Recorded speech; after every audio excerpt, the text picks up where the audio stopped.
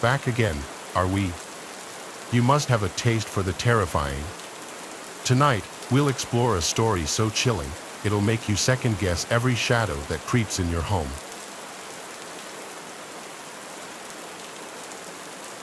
As a child, my family lived in a sprawling old house with a basement that seemed to hold endless secrets. But it wasn't until one fateful night that I discovered the true horror lurking beneath our home. It was a stormy evening, and the wind howled outside as rain lashed against the windows. With the power out and the house plunged into darkness, my siblings and I huddled together in the living room, our hearts pounding with fear. But as the night wore on, an eerie sound began to echo through the house. A soft scratching coming from somewhere deep below. At first, we dismissed it as the sound of branches scraping against the windows, but as the scratching grew louder and more insistent, we knew something was terribly wrong. Summoning our courage, we ventured into the basement, armed with nothing but a flashlight and a sense of dread. As we descended the creaking stairs, the air grew colder, and the darkness seemed to press in around us like a suffocating blanket. But what we found waiting for us in the depths of the basement was far worse than anything we could have imagined. A creature hunched and twisted, its eyes gleaming with malice as it lurked in the shadows. With a scream of terror, we fled from the basement, the creature hot on our heels.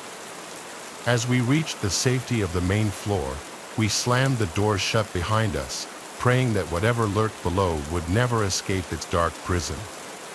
To this day, I can still hear the scratching coming from the basement, a chilling reminder of the horrors that lurk just beneath the surface of our everyday lives. And though we have long since moved away from that house, the memory of that night will haunt me forever, a reminder of the darkness that dwells within us all.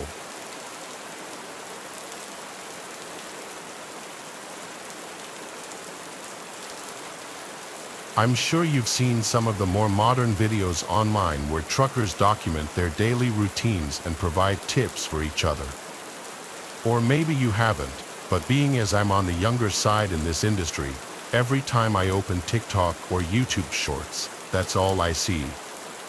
I won't get into it, but I had to drop out of a pretty prestigious university for some personal reasons, and people always tell me I could have been more than a trucker. It's honestly not a bad gig though. I've been making deliveries for north of 2 years.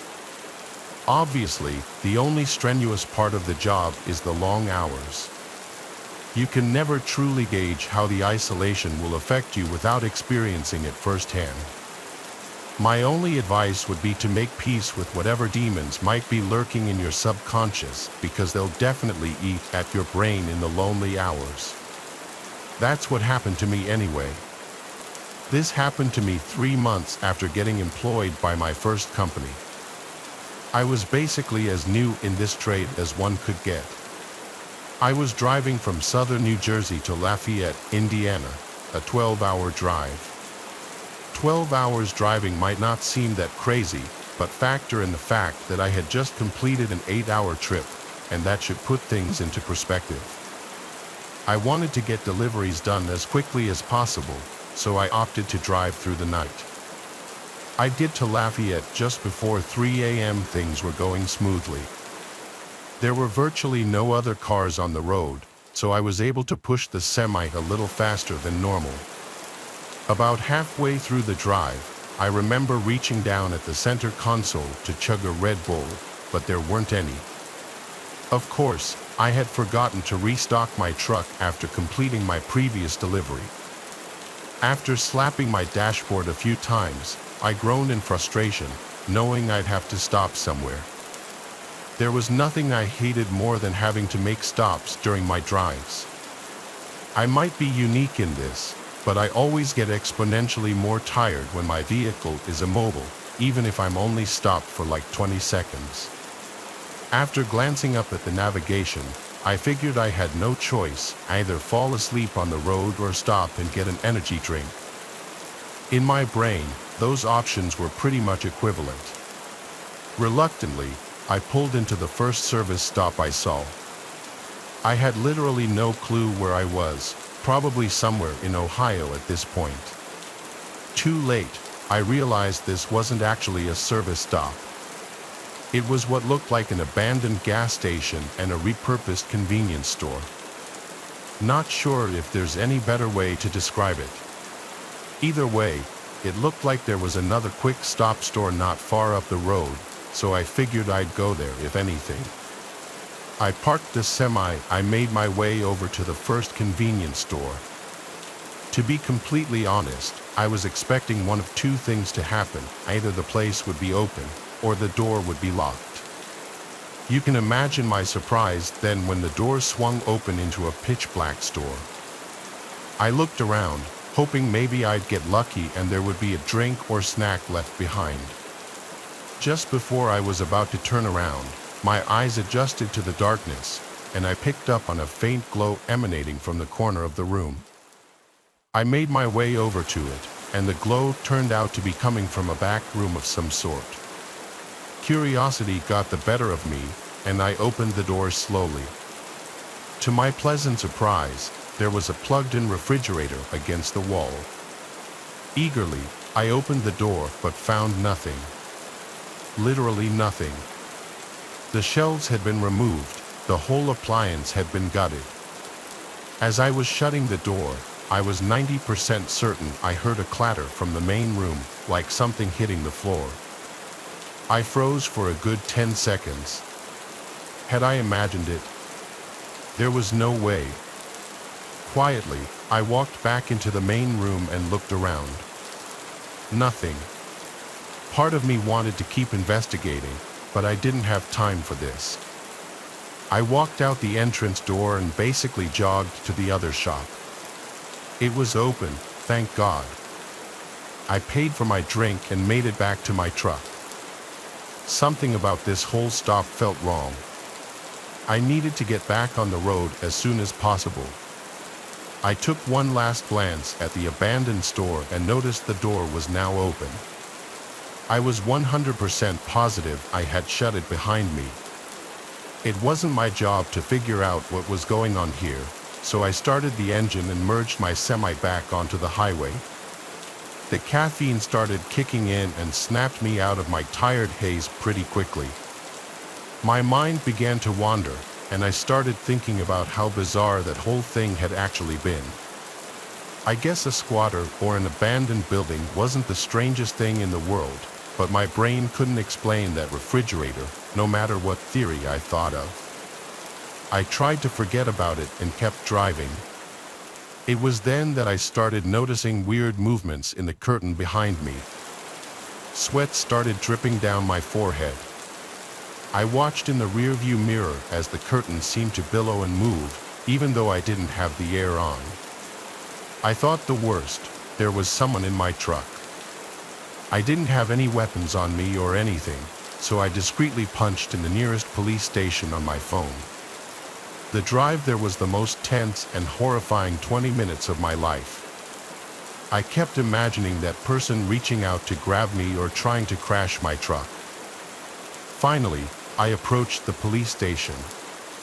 I stopped the semi as close as I possibly could get and basically ran over to the police station. In seconds, my truck was surrounded by police, and after I opened the back, what I saw will stay with me for life. The police pulled out 3 homeless-looking people, 2 men and 1 woman. They were wearing rags and were wrapped in nasty-looking blankets. One of the men was armed with 2 switchblades. All 3 of them refused to talk but stared menacingly at me as they were getting cuffed. I have no idea what they wanted. I don't think I'll ever know.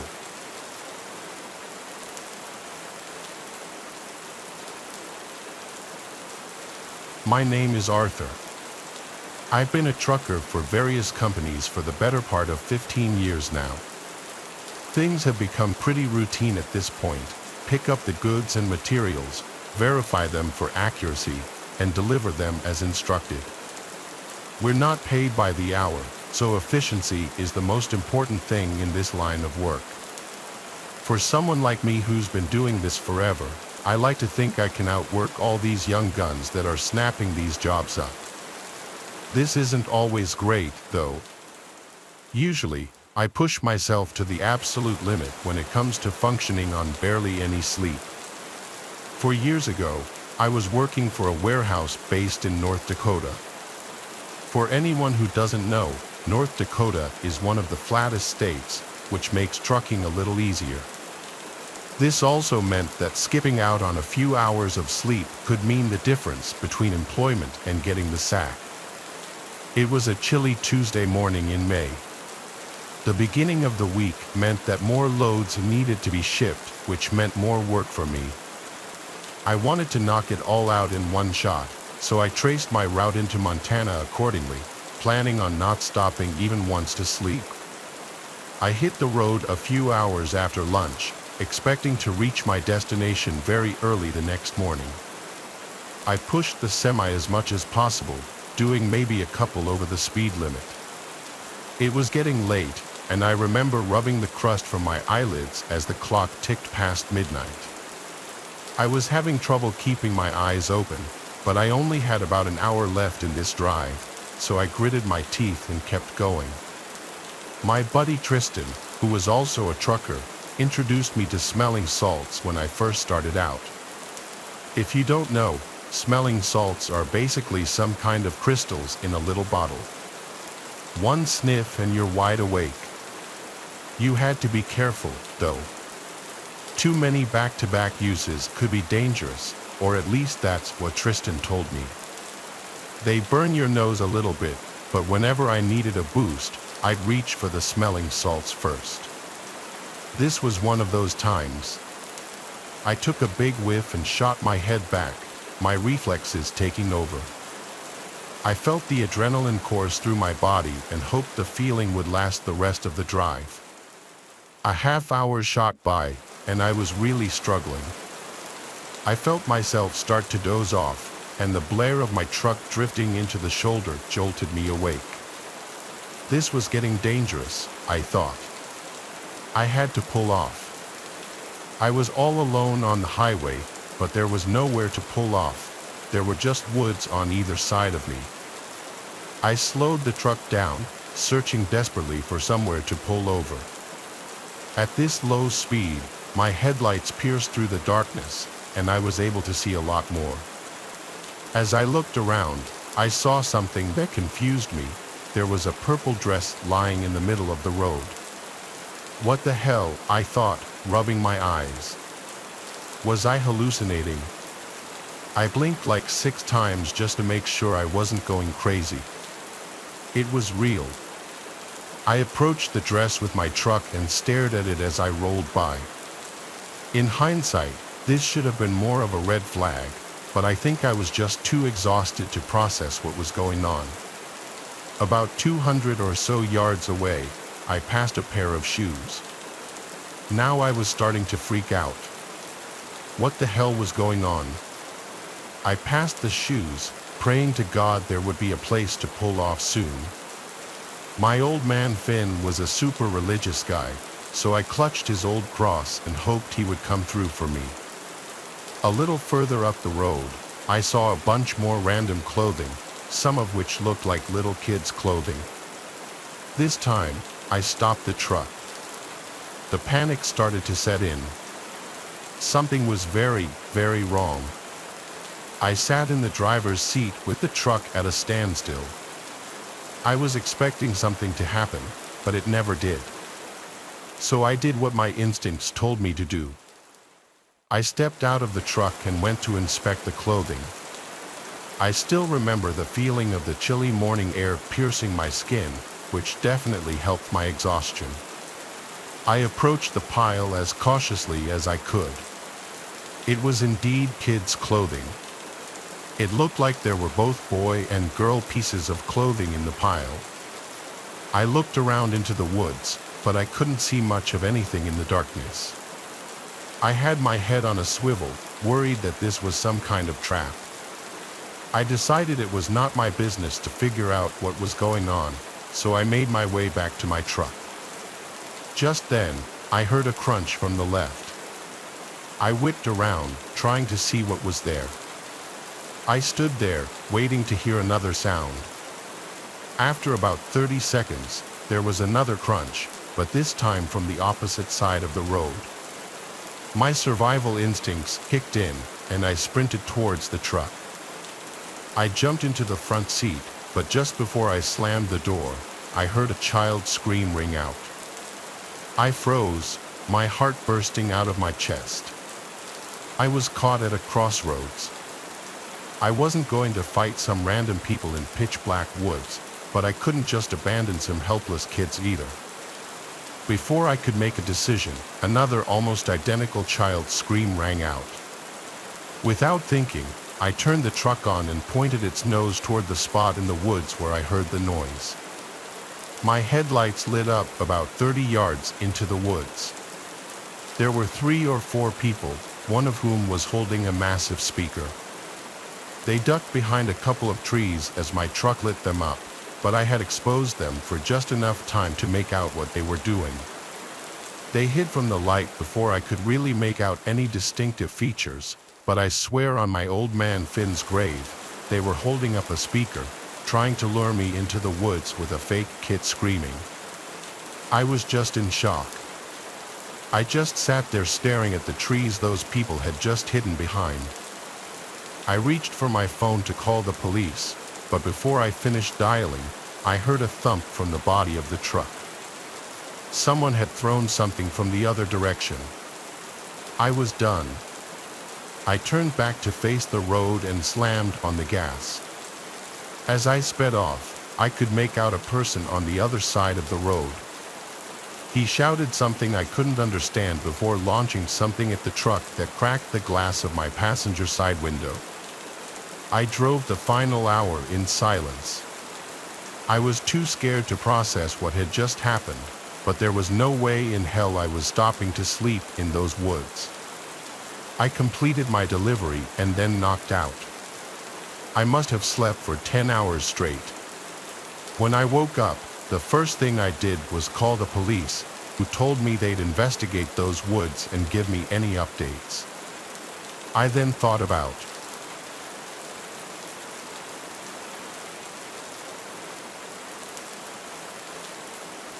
this happened when my now husband and I were moving from the east to the west coast of the U.S. This had been our second time making this trip, and this one was just to pick up a few last things and grab our 2 dogs. At this point, we were just trying to make good time since we were tired of being on the road and would only stop for food and restroom breaks. So we weren't strangers to rest stops at odd hours of the day. I can't remember what state this happened in because we do a lot of traveling, and rest stops have all blurred together over the years. Anyways, my husband had been driving for a while, and it was time to switch off, walk the dogs, and stretch our legs. So we pulled into a rest stop around 3 o'clock or 4 a.m. There was only one other vehicle in the lot, most likely with someone sleeping inside of it, and not that many truckers in the truck area, so the rest area was fairly empty. I jumped out of the car and let my husband know I was going to run into the restroom before I let the dogs out.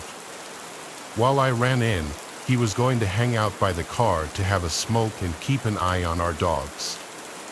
However, we parked our car by the dog area, and to get to the restrooms, you had to walk over this hill.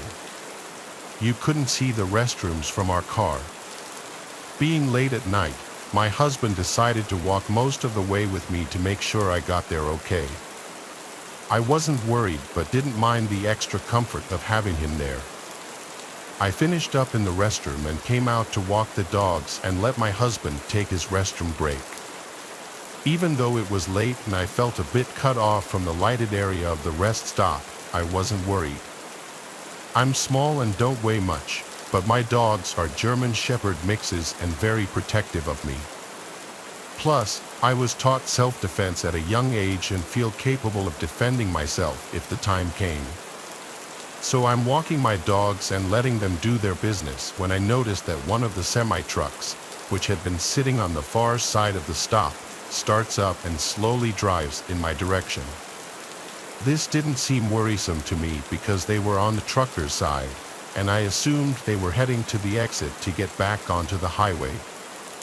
I grabbed 2 doggy bags to clean up after my dogs and started heading to the trash can. As I'm walking, I'm suddenly blinded by bright headlights. I looked in the direction of the lights and saw that the semi, which I thought was leaving, had pulled up as close to the truck lot and car lot divide as possible and now had its brights aimed directly at me. Pissed off that someone was blinding me with their brights, I quickly tossed the poop bags away and started walking back to my car. As I'm walking away, the dude starts flashing his lights over and over again. I'm almost to my car, wondering if I'm missing something and becoming more and more irritated. He starts creeping his truck in my direction again while flashing his lights. My dog sensed my irritation and immediately went on alert, staring in the trucker's direction. I finally made my way to my car, and the guy is still flashing his lights while stopping his truck in my direction again. I don't scare easily, so I decided to stand there and glare in his direction. Then he finally stopped flashing his lights. Good, I assumed he was done and started getting my keys out to unlock the car. Suddenly, my dogs stiffened beside me, their hackles raised, and they began to growl. I heard the sound of a door opening and turned back in the trucker's direction. I saw his door was now opened, and I saw a foot starting to exit the truck. I'm sitting there thinking this guy is a complete idiot when, at this point, my husband shows up and wraps his arm around me while flipping the trucker off. The trucker's foot disappears back into his truck. He shuts his door and leaves the rest stop pretty fast. I told my husband about him flashing his lights, and he explained that truckers use this method to flag women down at rest stops for sex. I was grossed out. I'm guessing he thought I was alone because of how the rest stop was set up. However, I was in no way dressed like someone interested in random sex at a rest stop. I was wearing layers because it was cold and driving a newer car. Plus, what idiot thinks it's a good idea to try to approach someone with 2 huge dogs? Although I was never scared during the whole thing, I do think the situation was creepy because the guy was obviously not quite there and was acting pretty abrasive.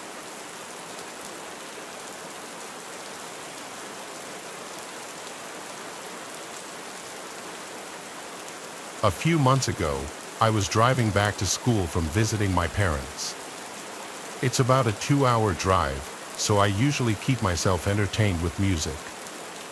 I'm a 5 feet 3 inches, 21-year-old female driving my dad's little old pickup truck alone in the leftmost lane of a 3-lane highway, dorking around to the music on the radio. Suddenly, I noticed a semi-truck going the exact same speed as me in the rightmost lane. Embarrassed for getting caught in dork mode, I stopped singing and tried to speed up so he couldn't see me anymore. He matched my speed, which ticked me off a little bit, so I looked at the driver, expecting to see some angry jerk. To my surprise, he was smiling and waving. Thrown off, I kind of chuckled and waved back. Big mistake. He moved over to the middle lane to be closer to me and now wouldn't stop smiling and waving.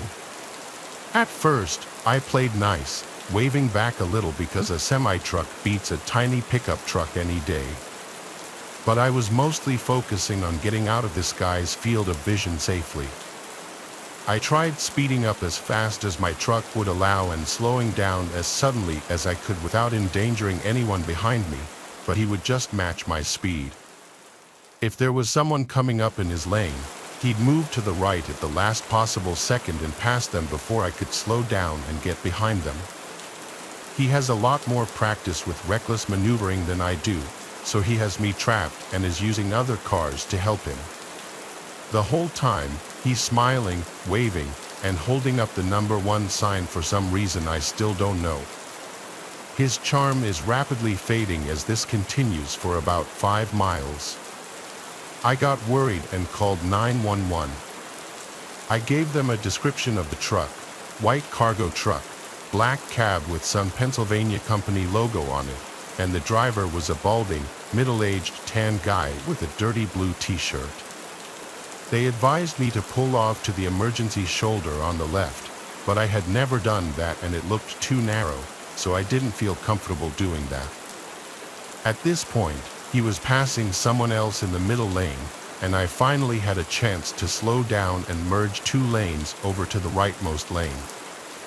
I started speeding past him so he couldn't trap me again.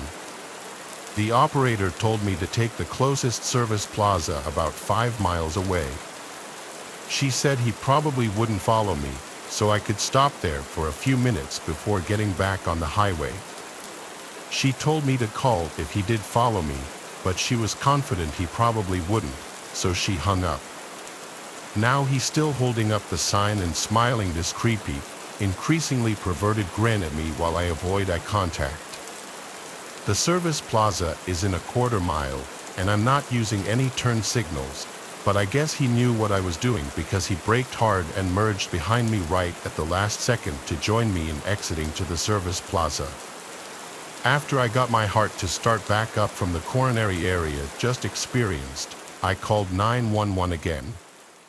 The way this service plaza was set up was that semi-trucks had to use a separate lane winding to the right of the plaza that led to a parking lot behind the plaza just for big trucks. The rest of us used a smaller lane to park immediately in front of the plaza. I parked, and as I'm explaining to the new operator what's going on, I watched the semi creep around its path while the driver stared me down, smiling. I freaked out. He knew where I had parked. He knew where to find me. If I just stayed there, I thought maybe I could have floored it to get back on the highway, but I was afraid he would see me and follow me again. So, I drove to a gas station to the left of the plaza, which had a view of the semi-truck parking lot, hoping he wouldn't find me until the police came. The operator transferred me to the woman who was helping me before. She informed me that they had dispatched a couple of police cars but couldn't tell me how long they would be. I saw the trucker had gotten out of his truck and was heading towards me. Even though my windows were closed and my doors were locked, I was panicking on the phone with the operator. She told me the police should be there soon and that I should be safe there, so I should sit tight while I kept her updated. I wanted to at least drive back to the parking lot I was in before, but it was a one-way entrance to the gas station, so I couldn't. I glared at the trucker and showed him my phone when he came close. He finally stopped smiling and made it look like he was going into the service plaza. I looked in my right side view mirror and found him hiding behind a big white pillar in front of the plaza, staring at me again. I freaked out and asked the operator where the cops were and if I could leave because he was being ultra creepy. She told me to sit tight again because they should be there any minute, so I did. Then he came out of hiding and started walking towards my truck. I put it in drive just in case and told the operator what he was doing. I refused to make eye contact with him but kept watching my mirrors to make sure I knew where he was. The smile was back, and he started walking in circles around my truck, looking at it as if looking for a way to get in. I couldn't take it anymore. I waited until he circled back behind me, floored it, and told the operator I wasn't waiting one more second for the police. She apologized and told me the police would look for the man and talk to him if they found him, and that I should focus on getting home safely while keeping an eye out for him. I don't know if they did that or not, but I know none of that would have happened if I had my boyfriend with me. So not only can't I walk alone, but I also can't drive alone as a female. Nice to know.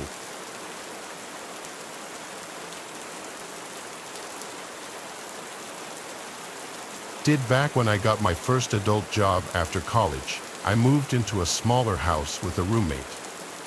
The roommate was a girl that I went to high school with, and her and I were in the same grade.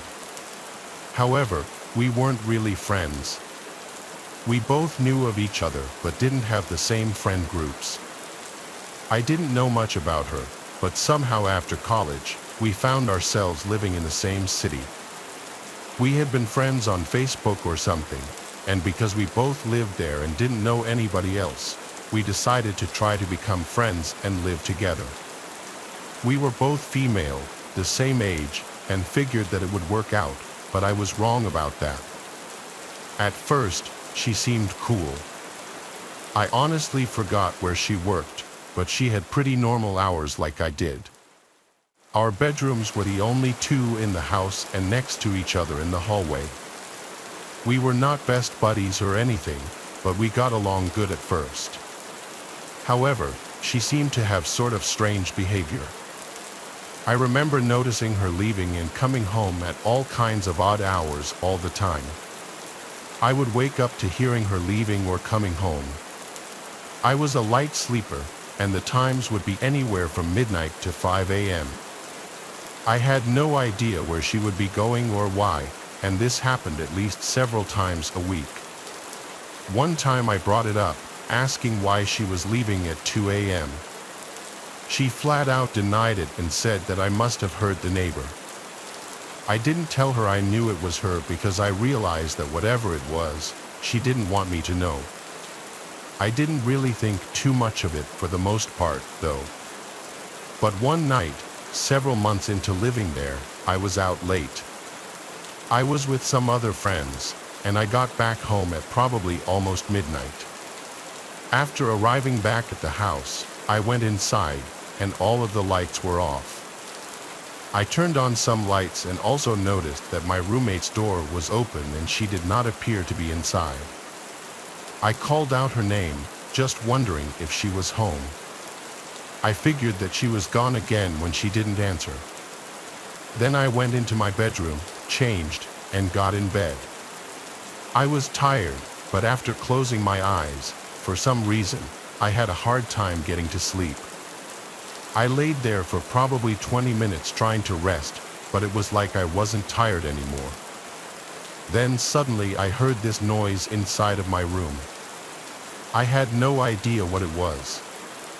I looked up and saw my closet door opening. Then I saw my roommate walking out. It was really dark in there, but I could clearly tell that it was her. This was so strange. I had no idea what she was doing in there. I sat up and asked her what was going on. As soon as I spoke, she looked over and saw me, then she started running and darted out of my room. I stayed where I was and was just so confused. Then, probably a minute later, I heard her leaving the house out the front door. At that point, I decided that I needed to move out of there as soon as possible. For the next couple of days, I packed up my stuff. I don't know where my roommate was during this time, but she was never there when I was. She must have only been back when I was at work. Then I moved out. After that, I haven't spoken to her since. She blocked me on social media, and I still don't know why she was hiding in the closet in my room. She probably didn't expect me to get home when I did. That's why her door was open and she was in my room. She must have had to hide in my closet and waited until she thought I was sleeping to try to leave the room. I'm glad that I couldn't sleep, though, and that I noticed her. That was by far the creepiest roommate experience I've ever had.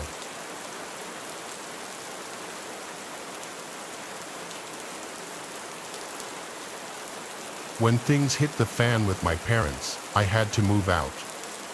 I was down on my luck living situation-wise and could only crash on the couches of my friends for so long.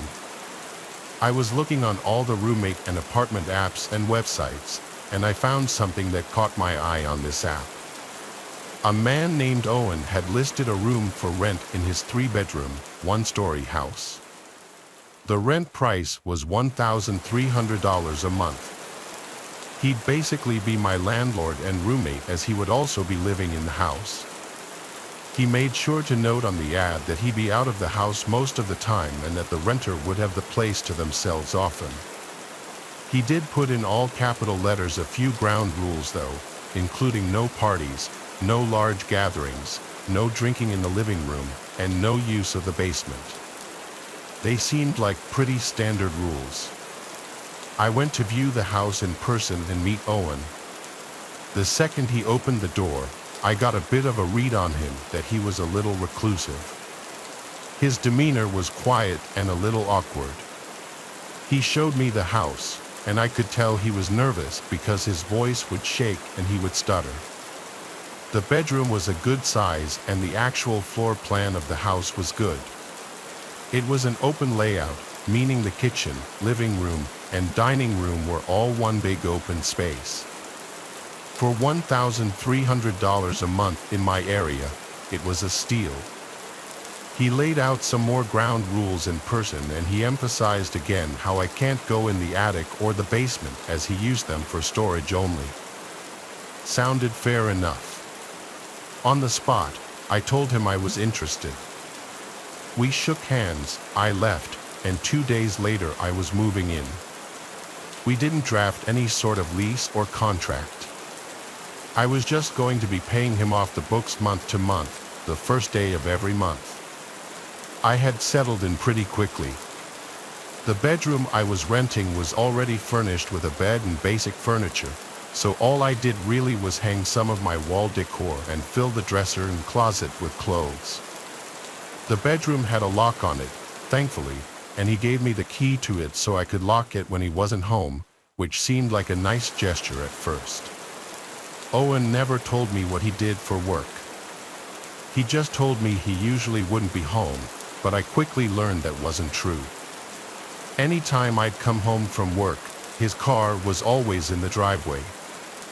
Quickly, I started to pick up on loud sounds outside of my bedroom at night, from footsteps to doors opening and closing constantly. One night, I went out in the middle of the night just to go to the bathroom and I noticed the basement door was opened. I walked over to the top of the stairs and looked down. There was a dim light from down there, seemingly from a far corner out of view. I heard banging sounds coming from down there.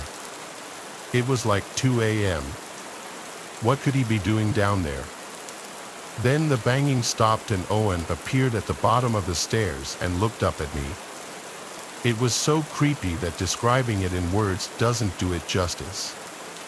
He looked visibly annoyed as he looked up at me. I apologized and said I was just going to the bathroom. He almost angrily responded, "Shut the basement door." I listened to him, insanely weirded out. I went to the bathroom and then back to bed. I laid awake for a while after that, now with my mind racing, wondering what he was doing. About a week later, I returned home and noticed my bedroom door was unlocked. I always locked it before leaving every day. I looked around my room to see if anything was missing, and while nothing seemed to be missing, I noticed some things had been moved. For starters, my clothes in the dressers were not neatly stacked anymore. They had been looked through, I could tell. The closet door was also cracked open. It was dawning on me that he had his own key and he likely came into my room and went through my stuff. This felt like a clear invasion of privacy and a violation of my tenant rights. I had to figure out how to confront him about it. I went to knock on his bedroom door, but he didn't answer. His car was in the driveway once again, so he had to be home. I was getting such weird vibes from all this.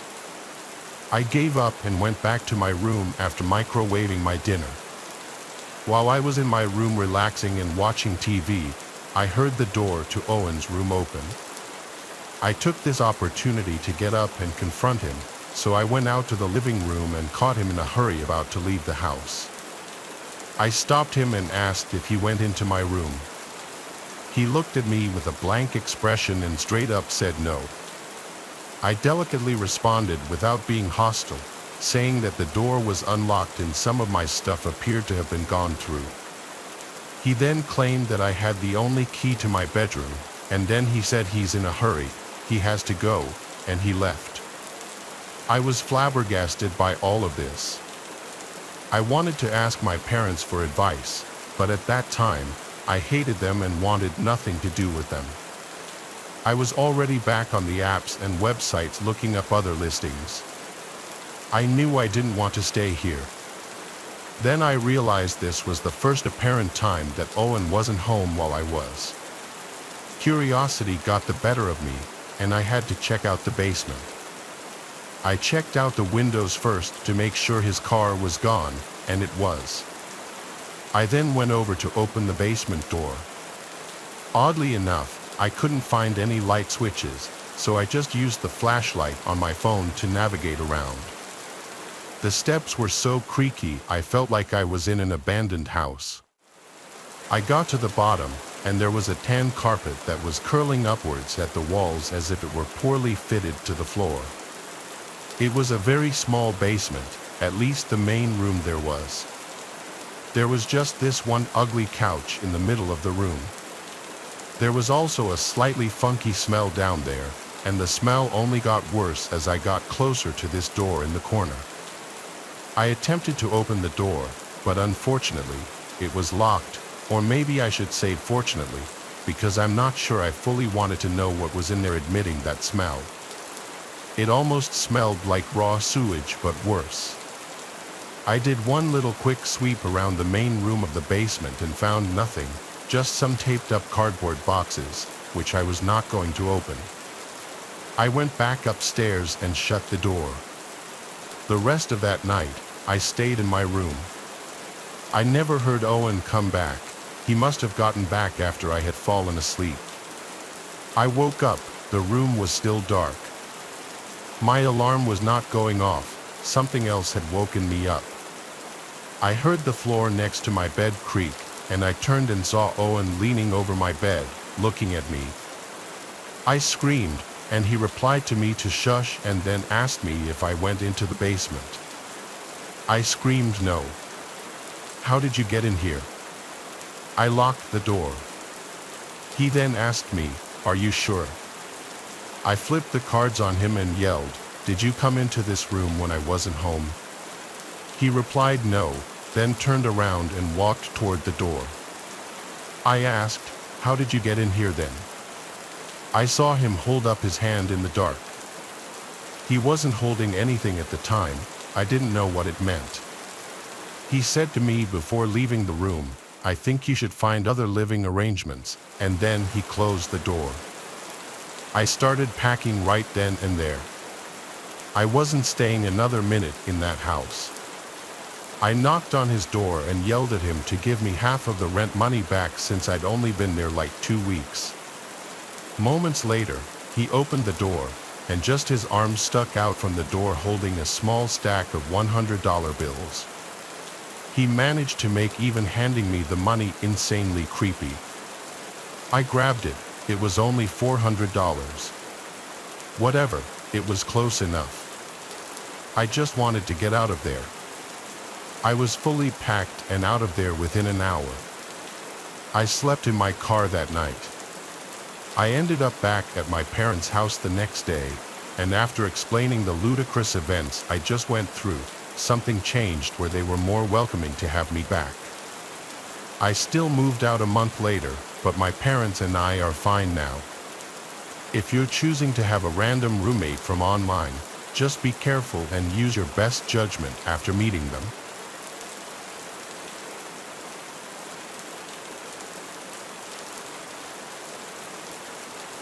It was my junior year of college. I had moved off campus into a student apartment building. My roommate was sort of assigned to me by the school in the sense that he was just someone else who needed someone to live with. His name was Arlo, and he seemed like a nice guy at first. He was friendly and polite, always smiling and making small talk. But as the days went by, I started to notice strange things about him, little quirks and odd behaviors that made me feel uneasy. It started with the way Arlo would always linger in my room, asking pushy questions about my personal life and poking around my belongings as if he were way too comfortable doing so. At first, I brushed it off as harmless curiosity, even if I found it kind of weird. But the more I thought about it, the more it bothered me. Then there were the sounds I would hear coming from Arlo's room late at night, talking and shuffling noises that were slightly concerning. I tried to ignore them, telling myself it was just Arlo watching TV or talking on the phone, but deep down I knew something wasn't right. One night, unable to sleep because of the strange noises coming from Arlo's room, I decided to investigate. I crept silently down the hallway and pressed my ear against Arlo's door, straining to hear what was going on inside. What I heard was just weird. It was the sound of Arlo whispering to himself, his voice low and muffled. And then, just as suddenly as it had started, the whispering stopped, and there was nothing but silence. Then I heard, "Kane," Arlo said my name. Did he somehow know I was outside his door? I quickly and quietly tiptoed away from his door and went back to my room. I silently crawled back into my bed. I didn't know what to make of this. Why was Arlo talking to himself? Was he hiding something from me, or was he sleepwalking? But then, how did he know I was outside of his room? I couldn't shake the feeling of uneasiness. The next day, I kept thinking about the night before. As the days went by and the sounds from Arlo's room persisted, my paranoia only grew worse. I couldn't shake the feeling that Arlo was hiding something from me. Arlo's behavior also became stranger.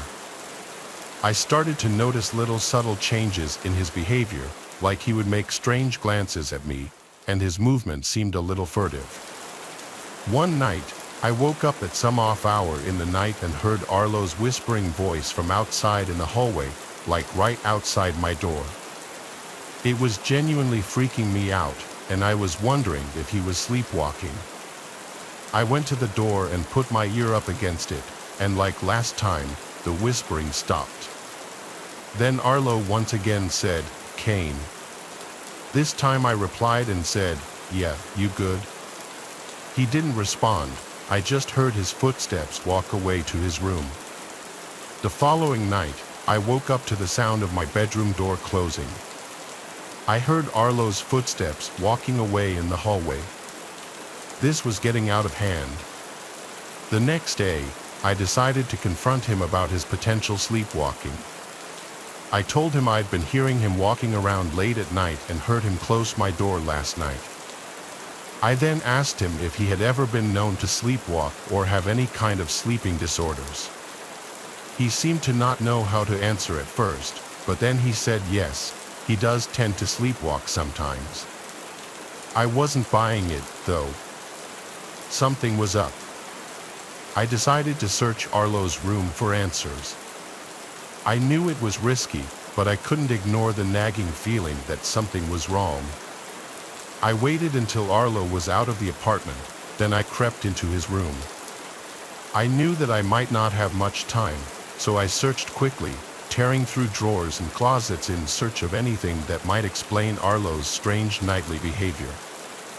And then, just as I was about to give up, I found it, a small, nondescript drawer hidden at the back of Arlo's closet. I pulled it open, and my blood ran cold at what I found inside. It was a collection of photographs, dozens of them, mostly featuring me asleep and one other guy who looked to be our age. They were taken from different angles and distances, some of them so close up that I could see the pores on my skin and individual strands of hair on my head. I felt sick to my stomach as I realized what I was looking at. Arlo had been secretly taking pictures of me while I slept, without my knowledge or consent. I couldn't believe it. I had been living with some kind of sick voyeur. He had been violating my privacy and invading my personal space for who knows how long. I wanted to confront Arlo, to demand answers, but I was afraid of what he might do, afraid of what he might say, afraid of what might happen if I confronted him alone. So I took a picture of the contents of the drawer and then took a handful of the photos as evidence to use against Arlo. I packed my things, and the next day, I showed the photos to the department in charge of student housing accommodations, and they told me to let them take the appropriate action. I was lucky and got assigned to a different apartment with a normal person who needed a roommate. I never spoke to Arlo again. Even now, years later, I still can't shake the memory of those chilling photographs and Arlo's whispering and creeping around at night. I never found out who the other guy in the photos was. It was definitely his old roommate, but I was never able to find his name. But who knows, maybe he also found out.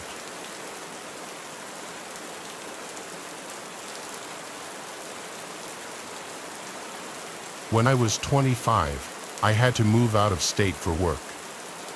I still work with the company, but I've been able to move back to my hometown and work at the local office here. But at the time, I needed somewhere to live that wouldn't be bank-breaking. I made a posting on basically all the websites for a roommate, Instagram, Craigslist, Twitter, and even on my neighborhood subreddit. I had a guy named Chad reach out to me on Instagram stating he had a room available in his place. I looked at his pictures to see if he looked like a somewhat normal guy, and he did. I was open to the idea of having a male roommate as long as they seemed normal, even though my parents were very against it.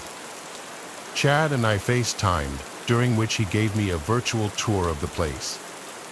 Apparently, he owned the place outright. It was a modest house in the middle of town, only a 15-minute drive from where my office would be.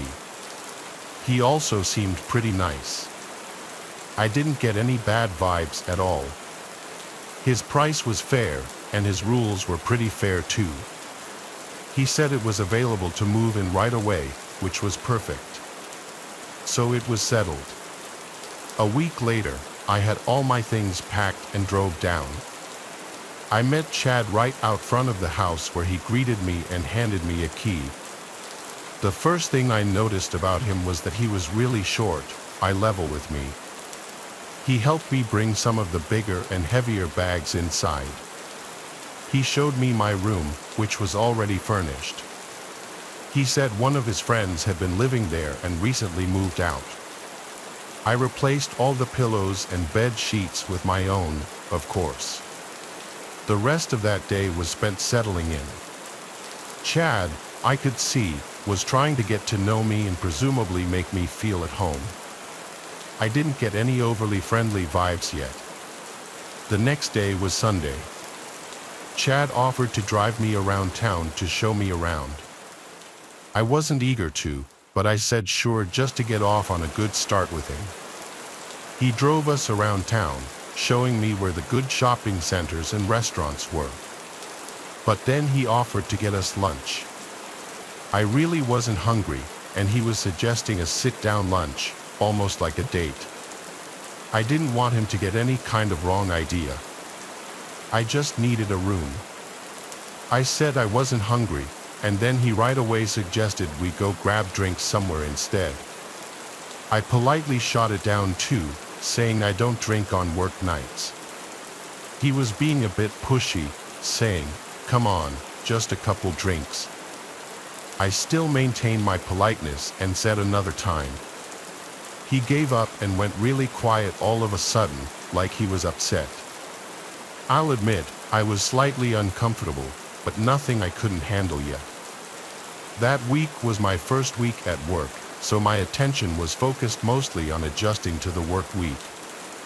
It wasn't until a few days into the week that I got home, did my laundry, and noticed my hamper full of clothes seemed moved, like the clothes weren't how I remembered they were left. And it wasn't until I was loading the washing machine that I noticed a pair of my underwear was missing. I checked my room top to bottom like 5 times. It was gone. I had a disturbing thought. What if Chad? No, I refused to believe that just yet, and there was no chance in hell I would confront him and ask him that. Still, I was now starting to wish there was a lock on the bedroom door. That weekend, I bought a lockable doorknob from Ace Hardware, and while Chad wasn't home, I swapped out the current doorknob with the new one. Now I could leave the place in peace. I figured I'd tell Chad the next time I saw him. He didn't come home that night, though. He must have been working. His schedule seemed pretty random. That night, I awoke to banging on my bedroom door. It was Chad. He was saying my name, and he didn't sound happy. I checked the time, and it was like 1:30 in the morning. I decided I would pretend I was asleep. I was honestly kind of scared to open the door. I had a feeling it had to do with the doorknob, and I was right. The next morning, I woke up to a bunch of texts from Chad saying, "We need to talk. Be home after work." I simply responded, "Is this about the doorknob?" And he responded back, "Yes." I apologized to him and said I was planning on telling him. He replied back, "It comes off today." I was getting incredibly nasty and weird vibes from his tone. My next response I thought out a little longer and basically said how I hoped he could sympathize and understand that I'm a girl and I just feel safer being able to have privacy in my room. He responded a little nicer this time, but he still basically said no to my request and that the old doorknob needs to go back on. I was confused and upset, but I had to respect his rules. I did also install it without telling him, so I felt like he had a right to be kind of mad. But how did he know I changed it? It's not like I had the old doorknob sitting out in the open. The idea that he tried coming into my room that night kind of scared me. I changed the doorknob back the next day and returned to Ace. This is where things went really downhill, though. There was a knock at the door one day when Chad wasn't home. It was a girl around my age. She asked me if I was living here with Chad, and I said yes. She warned me to get out of there immediately, that Chad has multiple restraining orders against him from different girls and he's known to be a very dangerous, creepy stalker. I was at a loss for words. I asked her how she knew I was here. She said she knew that he was trying to rent his room and that it's not surprising he opted to have a girl move in. She said she saw me moving in and wanted to wait till he wasn't home to come warn me. I thanked her so much. I truly was terrified now. I had already paid Chad for the entire month, and I didn't know what to do. She said she would help me in any way she could. I took her number, and she left.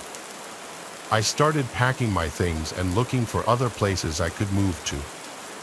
I found something across town, a studio apartment sublet for a little more money.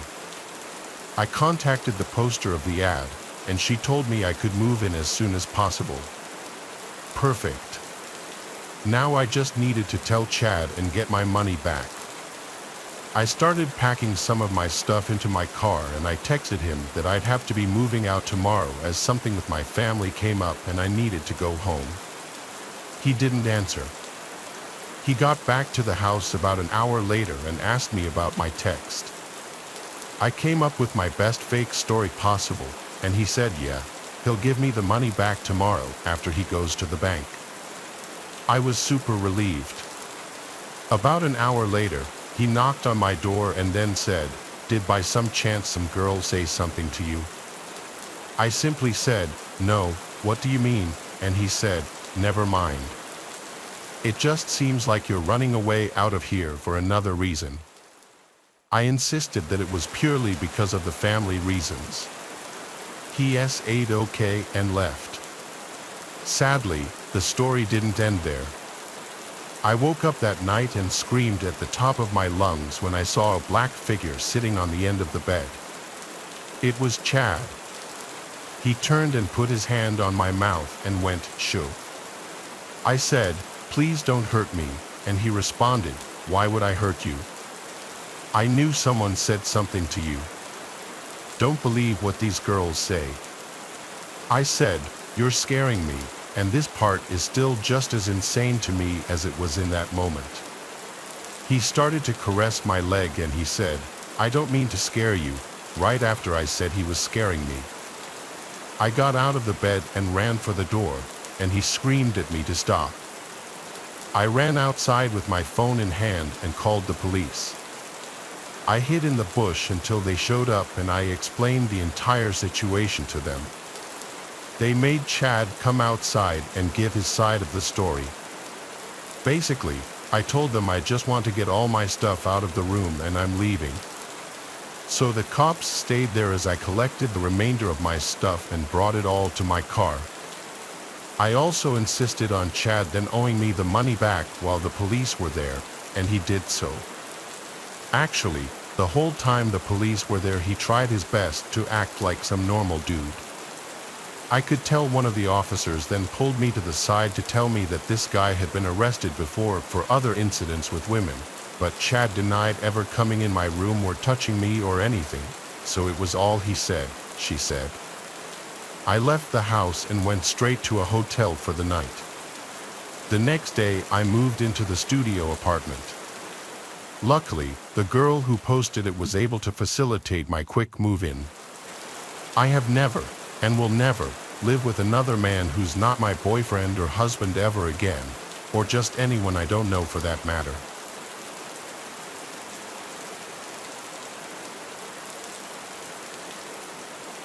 This happened during the summer before my sophomore year in college. At that time, I was doing a lot of research for a place I could live during the coming school year that was close to campus. I found multiple good-looking apartments, but all of them were way out of my budget. I quickly figured out that if I wanted to live close to campus, I would need a roommate that could help pay each month's rent. I posted an ad on Craigslist explaining my situation, hoping someone would be interested. Not even an hour after I posted the ad, I got a response. Apparently, it was some older lady in her 70s. I was kind of expecting it to be another student from my university, but I figured it didn't really matter. As long as they were willing to pay half of the rent, I didn't really care. Plus, I didn't get any further responses in the next week, so I took the one opportunity one was given. Fast forward to the start of the school semester, and the two of us moved in. She introduced herself as Wilfred. She was short and had white hair. Although a little quiet, she seemed nice. I figured we'd get along fine, so I wasn't too worried about the coming months. A few weeks passed, and I never really saw her that much.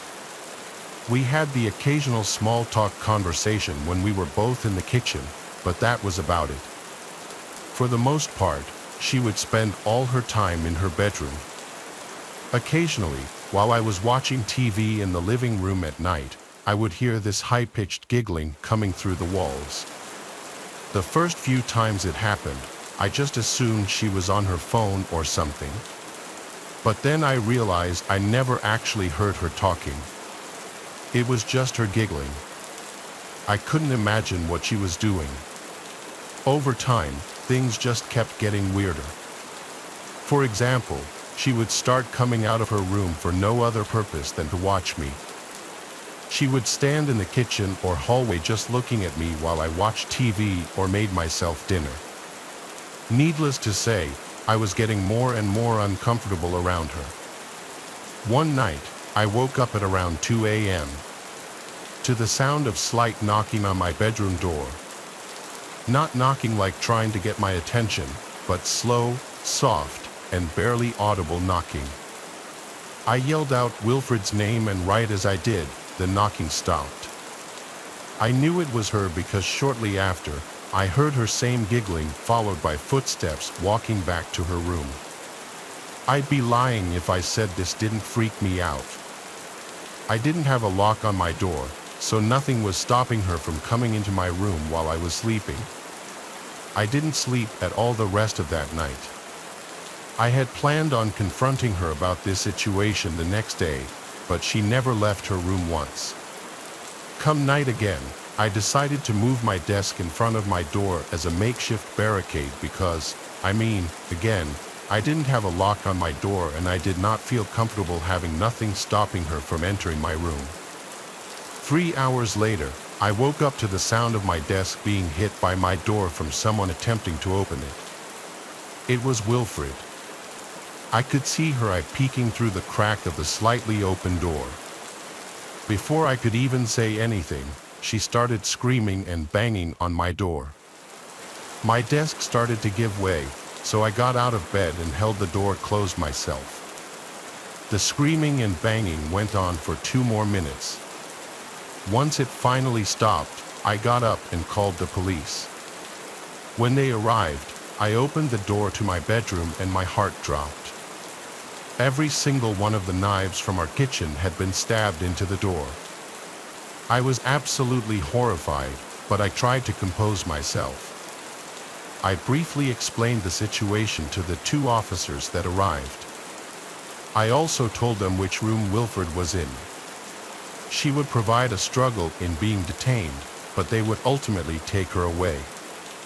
The next month, I moved to another apartment, this time with some actual students from my university. I still don't understand what made Wilfred do what she did. My best guess is she had some severe untreated condition she wasn't on medication for, but then again, maybe not. Maybe she seriously intended to use those knives on me in my sleep. But because I took the precaution of pushing my desk in front of my door, I luckily didn't have to find out.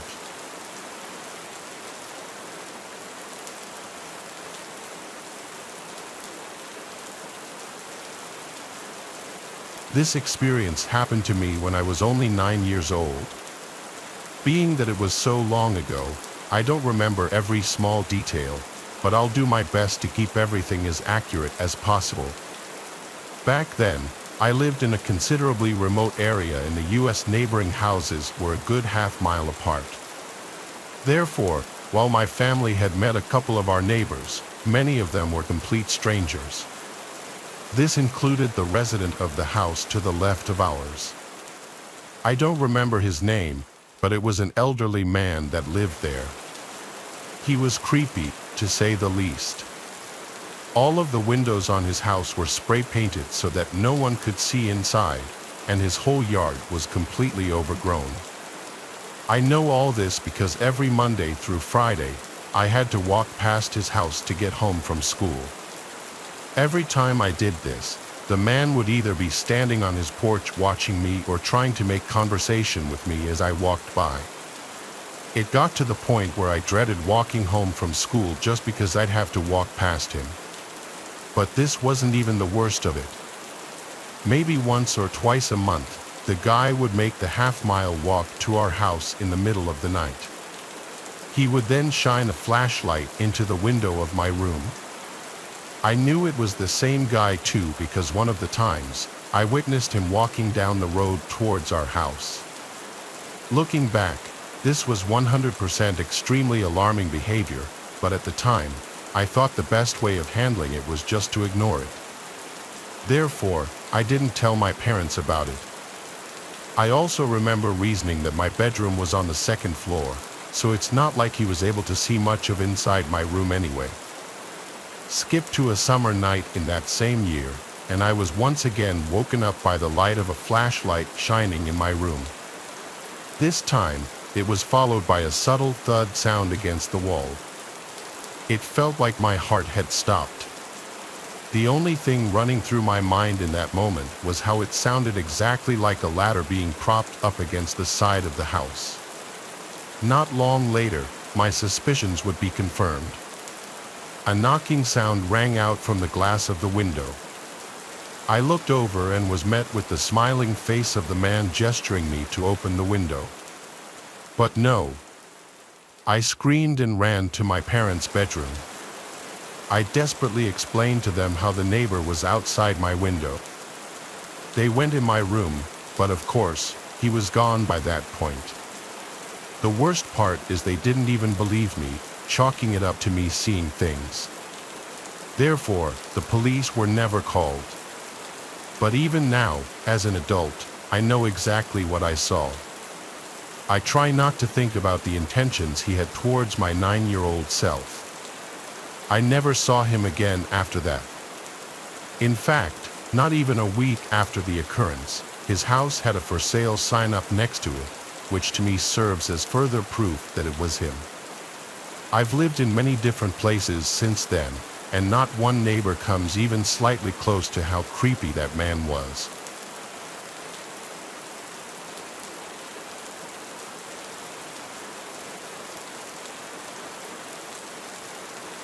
My two kids, Audrey and Radley, are twins. They're 6 years old. A year ago, we were living at our old house, but something happened that led to us moving. It's a long, awful story. I lived in my old house for 4 years. My wife Louisa and I got married while I was living there, and we had our kids there too. The neighborhood was slowly changing, and not for the better, but even still, we originally planned on staying in that house for the foreseeable future until this happened. We were a corner house, and the house behind us on the intersecting road was covered by a bunch of tall trees and bushes, so we hardly ever saw those neighbors. Our neighbor on the right, however, his name was Farley, had just moved there less than a year ago. At the time, I had only ever spoken with him a couple of times. Both times I could hardly understand what he said because of his heavy accent, and he just overall didn't seem like the friendliest guy. 2 of his windows overlooked our backyard. There wasn't much privacy, but whatever rooms the 2 windows were that overlooked the backyard, I had never seen the lights on in either of them. So I always assumed it was an unused guest room or something of that nature. One day in the summertime, Audrey and Radley were playing in the backyard in their blow-up pool and with their water guns while I was outside doing yard work.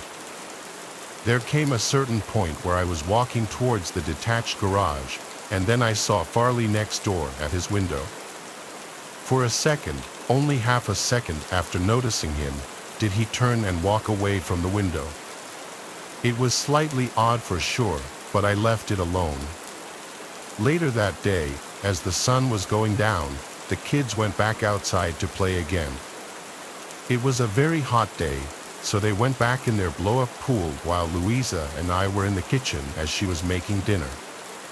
Then the kids' laughter went quiet for a while, and suddenly Radley came inside and said there was a flashing light from the neighbor's window. I had to follow him into the backyard to ask him to show me what he was talking about. He pointed to one of Farley's upstairs windows that overlooked the backyard, and he said there was a white light that kept coming from that window. I immediately assumed the worst and asked the twins if it looked like a camera flash. They both said yes. I told them it was time to dry off and come inside.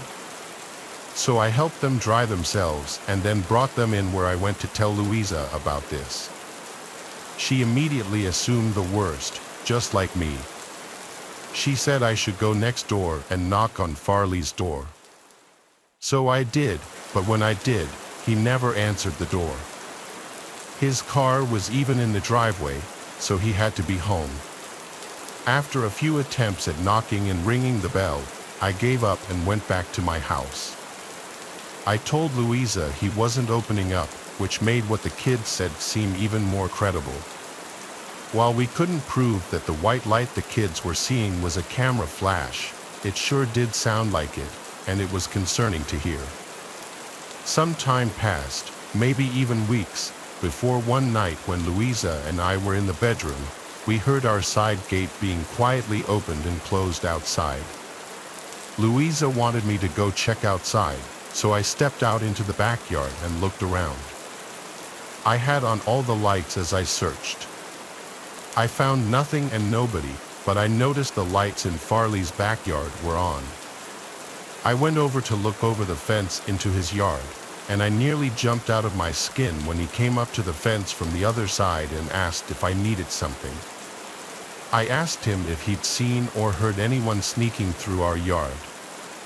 He said no. I took this time to also ask him bluntly if he had, by chance, been watching my kids, as they thought someone was at his window taking pictures of them playing in the pool. His reaction to this was a bit suspicious. He acted overly offended to my asking this, almost yelling at me for such an accusation. Again, without proof, I couldn't, nor did I want to, start issues with a neighbor. I apologized and went back inside. Louisa was not happy about this, saying he's full of it. The next incident didn't happen until another few weeks later.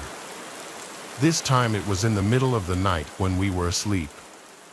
I woke up to Louisa shaking me in a panic. I looked around the room, confused at first, but then when I heard the kids screaming from their room, I exploded from the bed and ran downstairs to the kids' room. Radley was awake and crying, and I found out a few seconds later that his crying and screaming had awoken Audrey, who was crying and screaming in reaction to him. Radley said there was someone outside the window a second ago, and there was a camera flash from the window. I got goosebumps, but I also felt my blood begin to boil. All I could say was, "What did he look like?" He said he didn't see. I brought the kids up to our room to sleep in the bed with us. With the lights off, I peeked out our bedroom window to look across at Farley's unlit house next door. I looked at each window of his house, and I found him. He, just like me, was peeking out one of the upstairs windows in that same room that overlooks the backyard. I stormed outside next door and rang his doorbell like 15 times. He never opened his door. I did call the police just to make a report on Farley. That way, if any future reports were made about him from other people, maybe the police department would look into him. I never saw him again. Sometimes I'd sit out front, waiting to see him outside, but he'd clearly avoid coming outside when I'd be out there. Because of this, we ended up moving within a month to a new house in a different but nearby town, which has proven to be a better place to raise the kids anyway.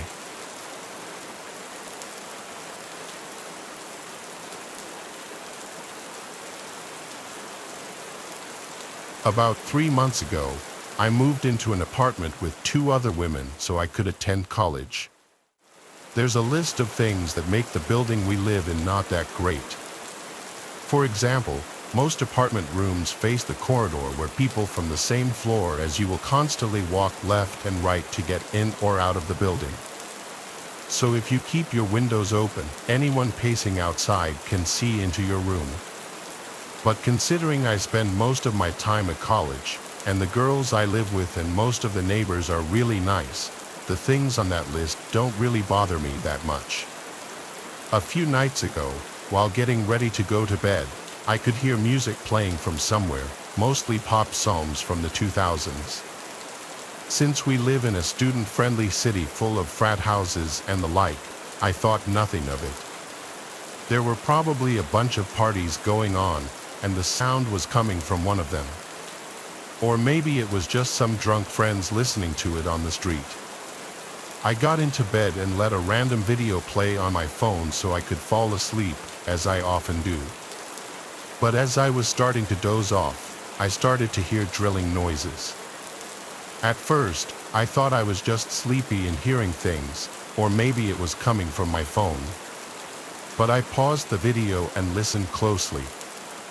There was definitely someone using a drill somewhere nearby. I got up and walked around the apartment, feeling confused. It was around 10:30 p.m., so there was no way that someone could be working still. The sound was louder at my bedroom window, so I opened it to check and quickly realized that it was coming from the neighboring apartment, the one that's closest to my window. At that moment, I realized that music was also coming from there. No one lives in that specific apartment, so my confusion only grew. But then I figured maybe someone had planned to rent it, talked it over with the landlord, and he ordered for something in it to be fixed. Still, the fact that they were doing it so late into a Thursday felt really strange. I went back to trying to sleep, but they wouldn't stop making noise. I was texting a friend and eventually started complaining about it, sending him audios and even a video directed at the window that all the noise was coming from. He said I should call the police because there was no way it was legal for someone to be doing this, especially in a building full of apartments. I decided against it since I just wanted to get some rest, and it was already past midnight by then. I forced myself to sleep through the drilling sounds, but a little past 1 o'clock in the morning, I woke up again, this time to hammering. Feeling stressed, but not enough to take action just yet, I tried to sleep once more, only to wake up again. This time, I didn't even check what time it was. I was totally fed up, so I just put on a robe and made my way to confront whoever it was. The window to the apartment was open, so I decided to talk to those people from there. The window was located above the stairs, though, so I would have to go down a few steps to get into view, and I'd look even shorter being seen from there.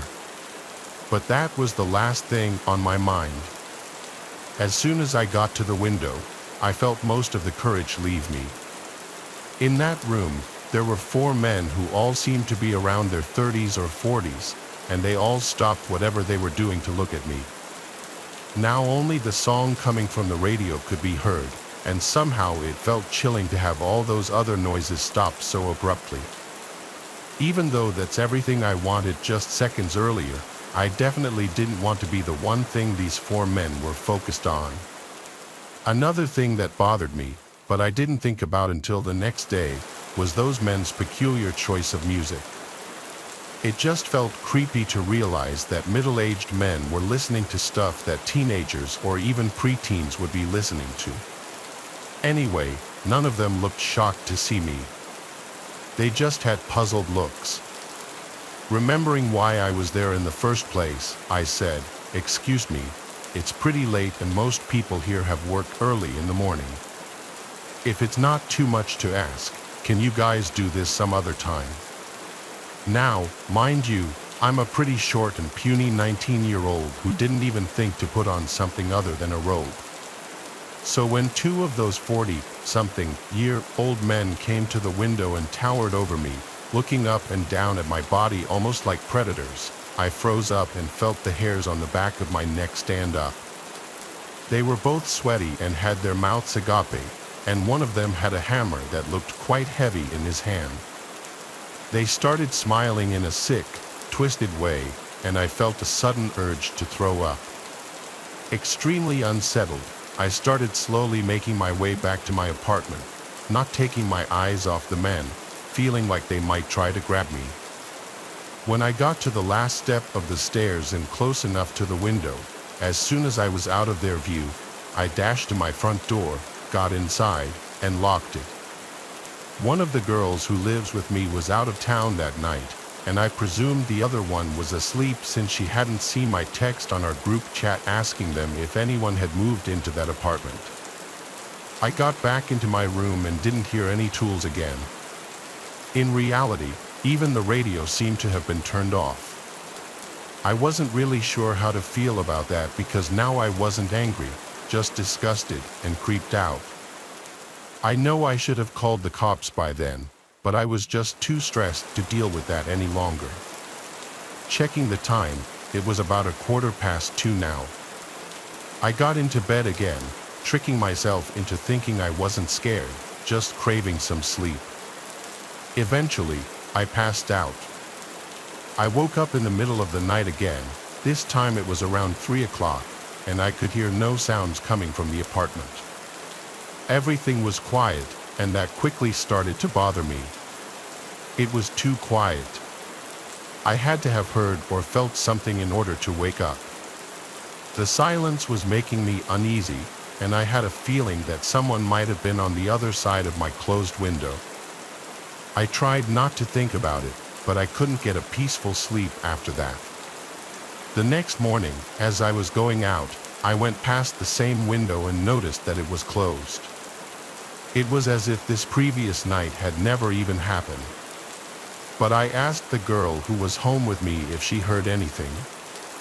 She said she had woken up several times during the night but couldn't get up and do something about it due to sleep paralysis. Either way, that confirmed I wasn't delusional, those people really were there. But then how did they have the keys to the building in that apartment? Why did it seem like they didn't want to be seen during the day? What were they thinking of doing to me or maybe any passerby? It's been a week now, and thankfully I haven't seen those men again. Still, I have no idea who they were or what they were doing, and I'm honestly scared to even think about the possibility that they might come back or still be lurking around.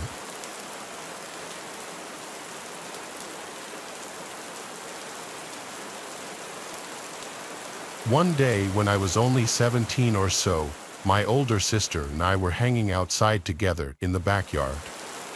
Our mom was probably upstairs reading or cleaning or something. My dad wasn't there, and I don't know where he was, probably work or something. I was on my phone, just scrolling through Instagram, lying down on the trampoline. My sister Ava was on the swing set, probably just doing the same thing I was doing. We would occasionally say something to each other about the videos we saw on our For You page, and we would send them to each other and laugh or whatever. Until we were interrupted by our neighbor Bella. We weren't super close with her, but my parents were, and my mother and she got along very well. "Hey guys, come here," she said, standing in her backyard where the fence met the middle of our property lines. We confusingly walked over to her as we had no idea what she wanted, but we knew to respect our elders, so we had to see what she was calling us for. She told us that we needed to go inside and get our mom and that she already called the police. What are you talking about?" my sister asked. "Just trust me. No time to explain right now. Please, just do as I say, guys," said Bella. "You guys are in danger. Run," she said. "Someone dangerous is lurking around your front yard." We reluctantly but also quickly scattered inside after that. We told our mom, and she looked outside, and there was a man on our front doorstep. I didn't recognize him at first as his head was shaved completely bald, but it was our old neighbor. Long story short, a few weeks before this, our neighbor was arrested for killing his wife and daughter, which I didn't know at this point, by the way. I'll get back to that later. My mom saw who it was and ordered us to run up to her room and to lock the door and to only open it if she asks, so we did. We were terrified, but we had to listen to our mom. We ran upstairs and we were waiting. My sister was crying, and I was trying to calm her down. Just by how freaked out Mom was, we both knew something was very wrong, and we were dying to know what was happening. After a few more minutes, our mom screamed and we heard glass shattering. Luckily, she was close to the stairs already and she was able to get to the room with us before the man grabbed her. We locked the door and put a dresser in front of it to buy us some time. This man was screaming like nobody's business that he was going to kill us and pounding on the door for over 5 minutes. Suddenly, it stopped. We heard police sirens in the distance and the man tried to run away. The cops almost had a shootout with him, but after some screaming and threatening, he finally subdued and was taken back to prison. So, this guy we're talking about is named Brian. He was charged with at least 2 counts of first-degree murder for killing his family. Like I said earlier, it was said that he escaped prison about 2 hours before this, and he wanted to come back to get revenge on my family. He was convinced that my father was the reason he got arrested. Brian thought he was going to walk away scot-free for killing his family, but he was under the impression that my dad snitched him out somehow. I'm not sure why he thinks that, as I don't know the whole story. My father won't talk to me about it, not that it matters anyway. I guess my mom and dad didn't tell me or my sister about what happened next door at first, but they said they were planning on it soon. They just didn't want us to freak out, supposedly. But that's about all I can get out of my dad about everything. Not even my mom knows the full story, unless she's lying to us. My parents probably thought there was no urgency to tell us what happened next door since he was locked away in prison at the time. But somehow, he escaped and was looking for revenge. Hopefully, they have him under control in there this time. It was personal, and he escaped just to try and murder us.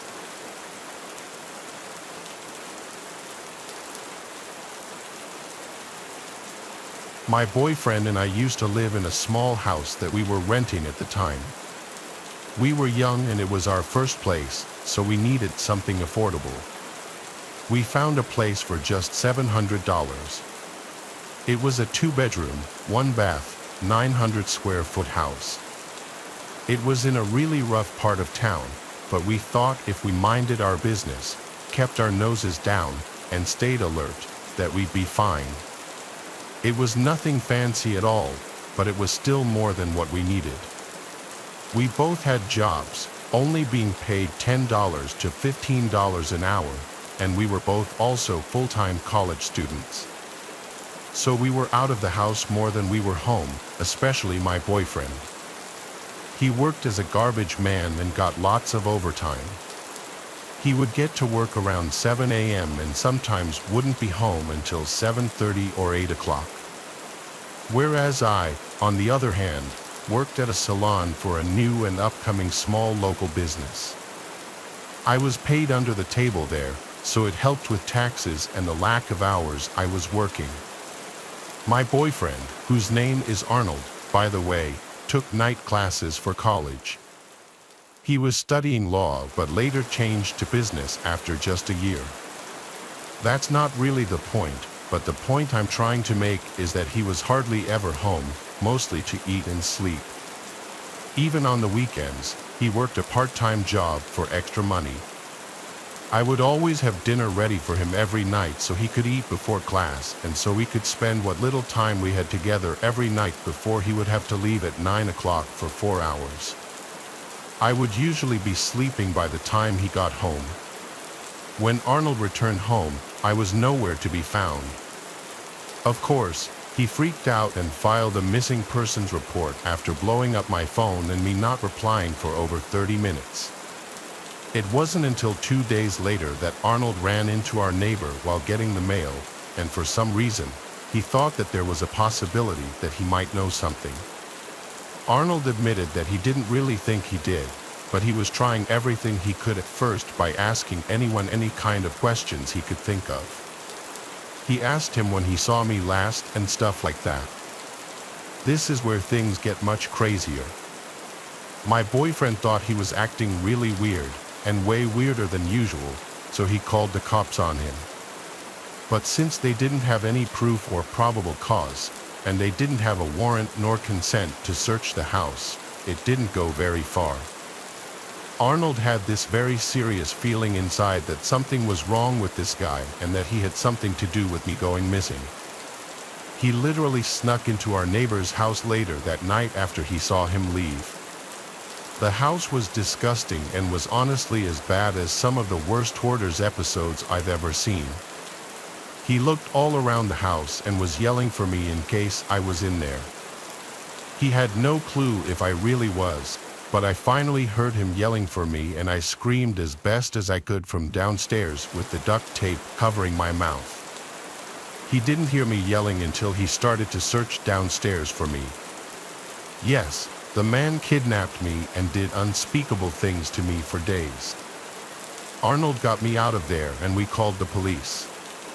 Of course, we lied a bit so Arnold didn't get charged with breaking and entering. We told police that Arnold heard me screaming down there and that he rushed in here to save me and that we called the police right away. We never had any issue with Arnold getting any charges, thankfully. I don't really like to talk about how he kidnapped me and how it all went down. It makes me too uncomfortable. I'll explain it briefly, though. While Arnold was gone that night and I was sleeping, the man broke in and managed to knock me out cold by beating me half to death and dragged me next door in the middle of the night without anyone noticing. This story is very real, and what happened to me is still something I live with and sticks with me to this very day. He used to stare at me like a creeper every day, and we always thought he was strange, but never did we think it would come to this. I'm pretty sure this is literally every woman's worst nightmare.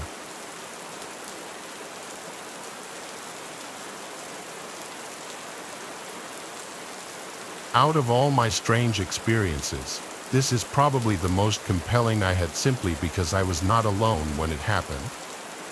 I was not with just the average kind of people either. I'll put in as much detail exactly as I remembered them, so this may be long. I can't mention the name of the company I work for to protect my job, but it's one of the largest telcos in the Philippines, which is synonymous with the word world. I currently work as one of the senior IT network and server engineers there. I usually get assigned to work on priority repairs on various cell sites and server data centers, mostly in far-flung provinces. This happened in mid-December of 2018 in Nueva Vizcaya, mountainous province in the northern region of the Philippines. It was a priority service call, Sarah T1, the highest of priorities, wherein even the CEO of the company received status updates, since the cell site in question also services various military communications devices. As soon as I got into the office, I was dispatched immediately, carrying with me various equipment to replace the existing ones at the cell site. It was a 6-hour drive from Manila. I was asked to go to a specific meeting point in the town nearest the cell site to rendezvous with my escort, an 8-member team from the Philippines 1st Army Scout Ranger Regiment. The area of the cell site is a place where the local communist movement, the New People's Army, is highly active. Apparently, the NPA carried out an operation early in the morning of that day, which caused some of the damage to the equipment. The team I met up with was led by one of my former high school classmates. Let's call him Lieutenant Knox. He had even specifically asked for me as he knew I worked for the telco. He had his men transfer the equipment to their truck, and we began to travel to the cell site. It was already dark at the time. During the long uphill ride, Lieutenant Knox and I did some catching up when they suddenly received a call. I don't understand military speak, so I could not tell exactly what we talked about, but he updated us accordingly, saying that a village on the way to the cell site requested assistance with a possible NPA member harassing a household. Apparently, the man had climbed up on the roof of someone's house, and he was still in the area. Being the nearest, Lieutenant Knox responded that his team would be handling it, so we drove towards the area, keeping the headlights turned off. The countryside, especially the poorer places, are very dark. Soldiers aren't allowed to smoke at night in places like these, since the light from their cigarettes could be clearly seen even from afar, giving away their position. It was that dark here. I was hesitant since I'm not exactly a soldier, but he brushed it off, saying it would be a good chance for me to become a soldier for at least one night. Lieutenant Knox, I can say, is a battle-hardened junior officer. He's been to a number of dangerous situations and has fought in many encounters, both high-profile and low-key. He's the type of guy to jump in quickly then ask questions later. I remember him being like that even in school, a very cocky individual, but not entirely without cause, especially now that he was in the army. He even received a medal recently, although I wasn't sure for what. Either way, he said, we're going in. It's part of the job. Now, you have to understand the Philippine Army usually does the police work in these areas where communists, Muslim insurgents, or bandits are active. And when you send in the scouts, the best our military has to offer, you can get an idea of the kind of situation it places in. Even other countries recognize the abilities of the Philippine Scout Rangers, all the more so in this case since these scouts came from the 1st Regiment. They're the best the scouts have to offer, from what I was made to understand. We got to the place a little over 5 minutes after, with me still having second thoughts. Dude, make up your mind. Either you shadow me or I leave you in the truck. But if you stay here, you're gonna be free dinner for the commies. Can't spare you a babysitter for this one, he explained to me. So he made the choice easier for me. I didn't have plans to be abducted. I was already soiling myself, basically not cut out for this stuff. I just wanted to repair the cell site and go home, but I did have plans to get his wife to get back at him for this. Here, he said, handing me a loaded 9mm and 2 clips. I know you're used to this one, and the safety's on. I sat there thinking I wasn't getting paid enough for this job, and I recalled my company insurance policy. It doesn't even cover sports-related injuries, let alone anything you'd see in a firefight.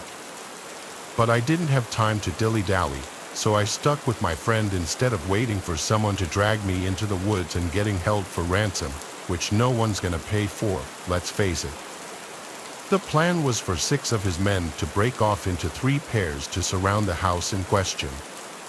Me, Knox, and his sniper Mason were to head over to the water tower about 60 meters out. I guess he planned to snipe the guy and have his men stand by on the ground in case the sniper missed. As we trekked over to the water tower, he told me, "You're too stiff, man. You're wearing dark clothes. No one's gonna see you. We'll be in and out in 10 minutes. You're a VIP, and that's why I came and had my sergeant stay with the platoon at the cell site, so don't worry so much."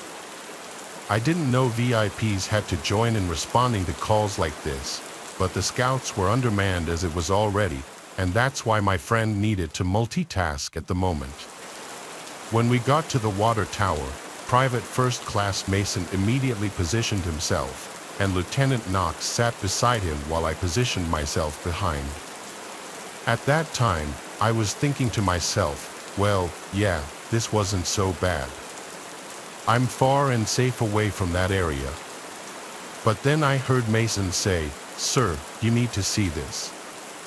Knox brought out some type of binoculars, I guess they call it an NV scope.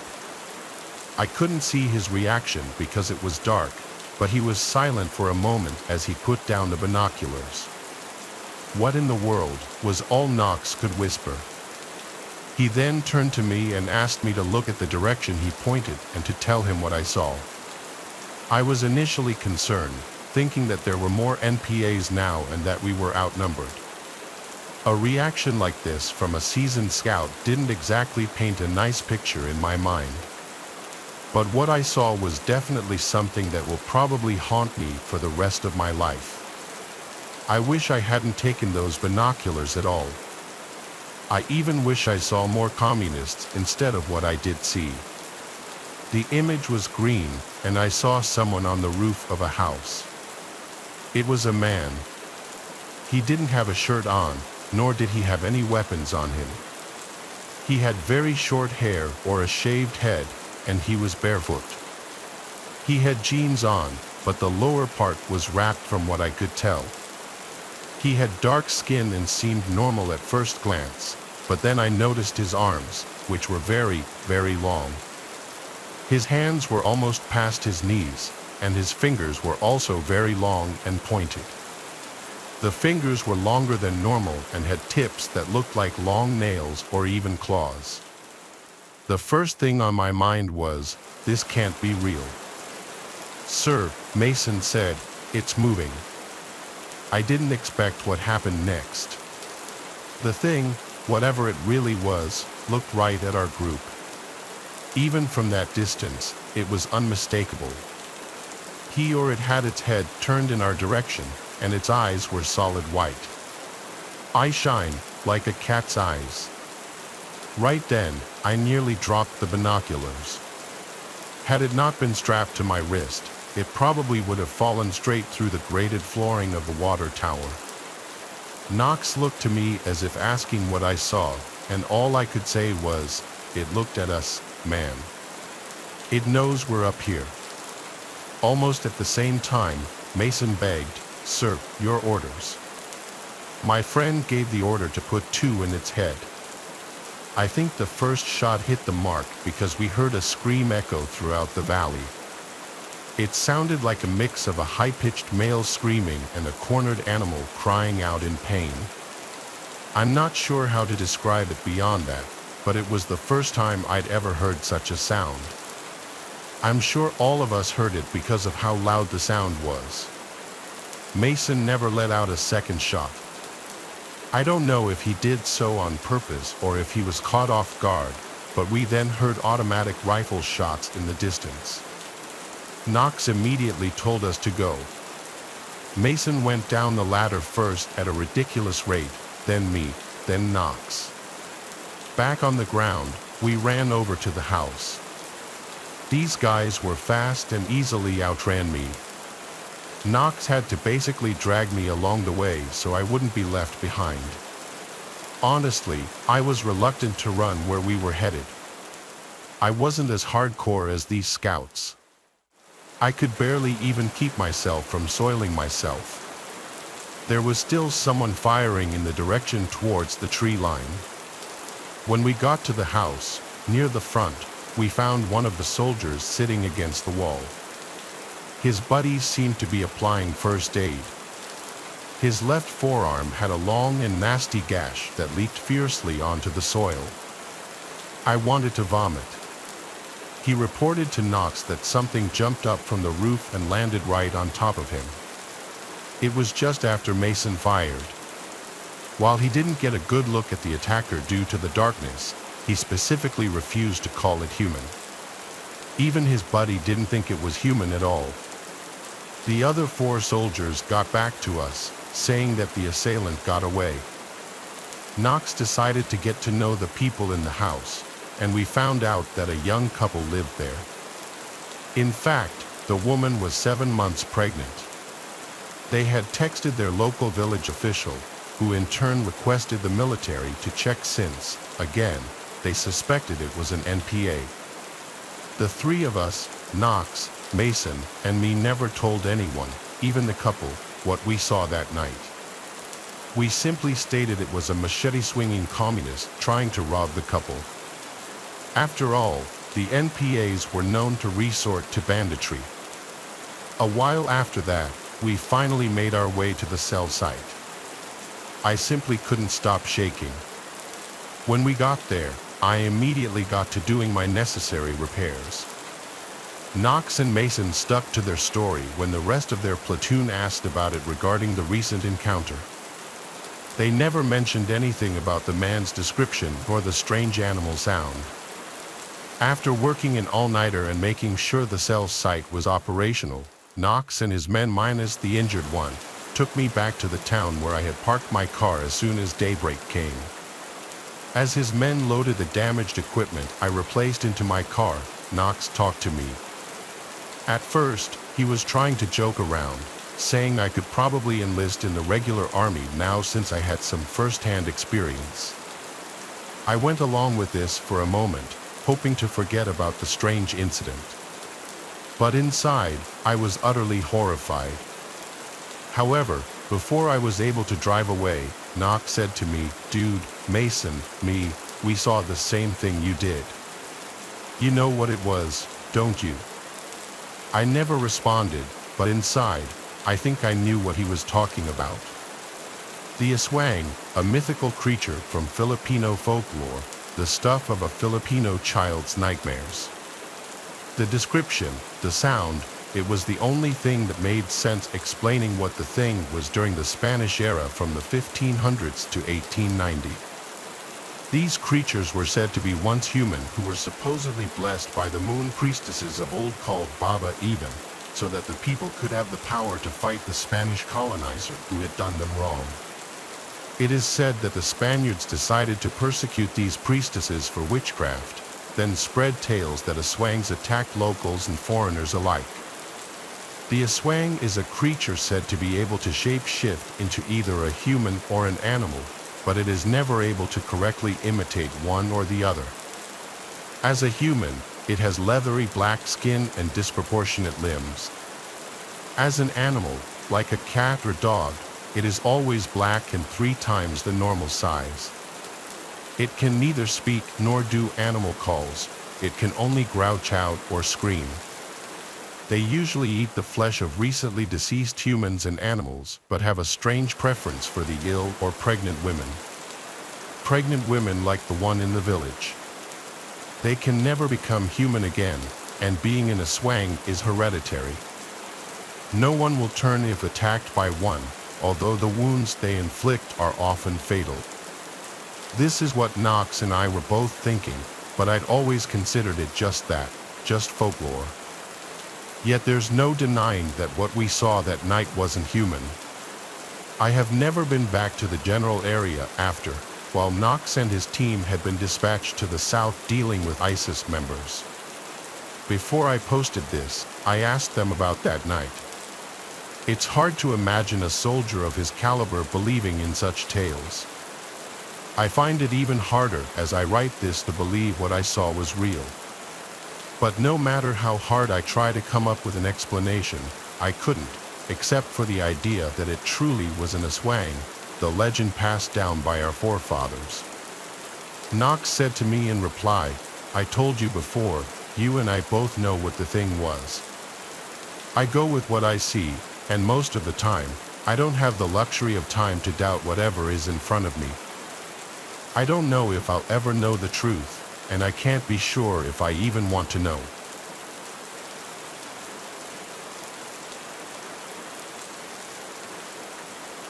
I served in the U.S. military, in the Marines, for 7 years, and I've been deployed overseas for 2 tours, each lasting 3 to 4 months, during 2003 and 2004 in Afghanistan. During my second tour in 2004, I remember it was August during a hot summer night in the desert. We were heading back to camp and driving in 2 separate jeeps. One of the privates, Mika was his name, leaned over from the back seat and said to me, "Hey sir, can you let off the AC a little bit?" I replied to him, "Private Mika, the AC is on setting 2 out of 5. We're almost to camp, so just hang in there." Another private, by the name of Noah, who was sitting in the passenger seat, said, "Sir, I'm freezing. It feels like we're in Alaska." I replied, "Privates, I don't feel this cold you're talking about." To make my squad happy, I went ahead and turned off the AC in the Jeep, even though I knew it was going to be a hot 4 miles ahead until we got back to base.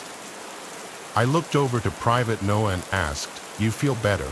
But I was cut off from completing my sentence when Orion said over the walkie-talkie, "Sarge, confirmed visual of an enemy sniper in the church tower window." I immediately replied, "How sure are you? This place was secured 4 months ago." I grabbed a pair of binoculars and looked into the church tower, and suddenly my stomach began to turn when I saw that the lookout was not lying. I quickly ordered both jeeps to turn behind the building so that the sniper could not see the squad inside his scope. I yelled to Orion from my walkie, "I need you to take a shot, keep it silenced. If there's one in the tower, who knows how many else there are." Several moments passed before Orion took the shot and replied in the walkie, "Sarge, we have a direct hit, the sniper is down." I was relieved because this sort of situation, if left unmanaged, could be deadly for us or a future squad in the region. But then a few moments later, Orion was back on the walkie, "Scratch that, sir. He's back in the window and sir, he looks like he's laughing." I grabbed my walkie and angrily replied, "So keep shooting, take him down, roger that, sir," and a few more minutes went by when Officer Orion responded, "8 rounds fired, sir. Sniper appears to be down." We proceeded to drive our jeeps down the outskirts of the city, heading cautiously towards the church tower where the sniper had been spotted. We first cleared the buildings around the tower to make sure he wasn't alone, but apparently, he was. We found nothing but broken glass and furniture that was destroyed, and chunks of walls that were on the floor of the buildings. We finally walked toward the church tower. I slowly led the crew up inside the building. The basement level was the chapel, which was empty, nothing but destroyed pews and a knocked-over podium by the stage. I had 3/4 of the guys stay on the bottom level, and the rest went up with me to confirm Orion's kill. But as we ascended the stairwell, it felt insanely cold, and it only grew colder the further up we got. Did this church have functioning air conditioning? How in the world was it this cold in here? I was wondering as I began to reach the top. A sudden stench hit my nose and made my stomach sink, the smell of rot and decay. I poked my head around the corner slowly, weapon drawn and pointed out. I wanted to turn around so bad, but I knew that I had to complete my task. That room was clear, but I needed to head upwards. The body had to be found. When I reached the attic, I didn't find a body, but I did find broken glass from the window where the shots had come through. I spoke in the walkie-talkie and said that it could not be confirmed, thinking that the guy had escaped or he had been in a group and they had already left the proximity. Orion soon spoke up through the walkie and said, "You've got to be kidding me, sir." I saw him go down on the 3rd shot. I was startled to see something written on the wall. In Arabic, the text was dark red, and to be honest with you, at first, I thought it was blood. I had to remind myself that this wasn't some horror film. I'd seen that lettering before, and I was more than sure what it said, home. My nerves were trembling at this point. I couldn't take it anymore and ran downstairs. After reporting this to my commanding officer, he hated the sound of it. He said that he didn't want us to come back until the soldier was captured or executed. I said, "Sir, yes sir," and we stayed all night looking for him. I did not mention what I saw upstairs to anyone in my squad because I didn't want to scare them. I was already a bit spooked, but even after another squad joined us as backup, we never found a trace of the sniper we'd seen. Long after the failure to locate this sniper, we never had to go back to that church or town, for that matter, and I was extremely thankful for that. But that doesn't mean it didn't stay in my head for a long time. We saw someone in that attic. We shot him around 8 times. We felt that chilling cold. It was impossible for it to be that cold out there. And the red word on the wall that said home, was it this ghost sniper's plea of what he wanted, or was it a warning for us to get away? I'll never know for sure.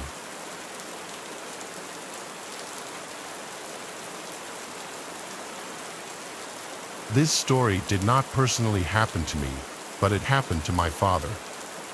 It takes place approximately 3 years ago near the Stones River battlefield in Murfreesboro, Tennessee. My parents are divorced, and my dad lives in an apartment with a roommate. At the time, my dad was a truck driver. On this particular night, he was driving back home, driving along Stones River battlefield, which was a battlefield during the Civil War. My dad is a history buff, and he often took me and my siblings there since it was a spot he enjoyed visiting. On this night, however, it changed his perspective about this historical landmark. As my dad drove down the road, he saw a group of people waiting to cross the street. But as he got closer, he realized that this group of people were all dressed as Civil War soldiers. My dad's initial thought, of course, was that they were reenactors, not giving any thought as to why they were doing a reenactment this late at night. Maybe they were practicing. He didn't know for sure and didn't even think about it. When my dad approached, he stopped his truck and let them cross the street. But what he saw next terrified him greatly. One of the soldiers had stopped and looked at my dad with cold black eyes and a ghostly pale face. My dad was spooked and just sat there in shock until the soldiers had crossed the street and disappeared like mist on the wind. My father drove the rest of the way home, trying to piece it together and keep his sanity intact. He had no idea what he had just witnessed. He then told me some things that had happened after that, things that scare me more than anything. He told me as he got home, he was video chatting with someone on Skype, and at one point in the night, he got up to go do something, so he left his room.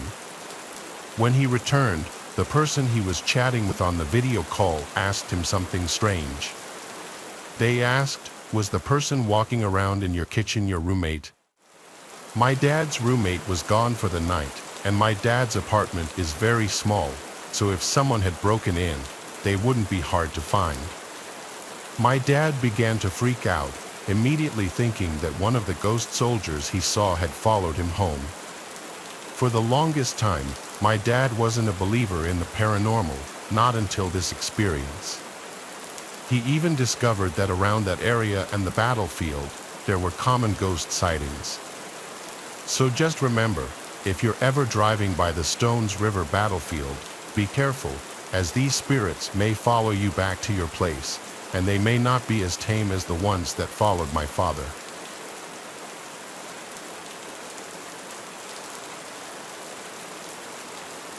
It was a Memorial Day weekend, so my friend group rented a lakefront house for the weekend 3 hours away from home. It was cheap because it was in the middle of nowhere in North Carolina. It was Callista, Cara, Zelda, Mia, Cheryl, and myself. We all piled into Cheryl's truck. I was the one to find this place on Airbnb, and what was most appealing about it was the big deck with the hot tub on it that overlooked the lake. There was also a fire pit right by the water with a bunch of Adirondack chairs around it. Everything about it seemed perfect for a few days and nights of getting wasted with some friends. The Airbnb host told me that when we got to the property, there was a hidden key behind the mailbox to unlock the front driveway gate. The driveway was made of gravel and dirt, and it cut through a small opening in the woods, bringing a slight uphill to a bigger opening where the house was. Cheryl parked the truck right next to the front deck.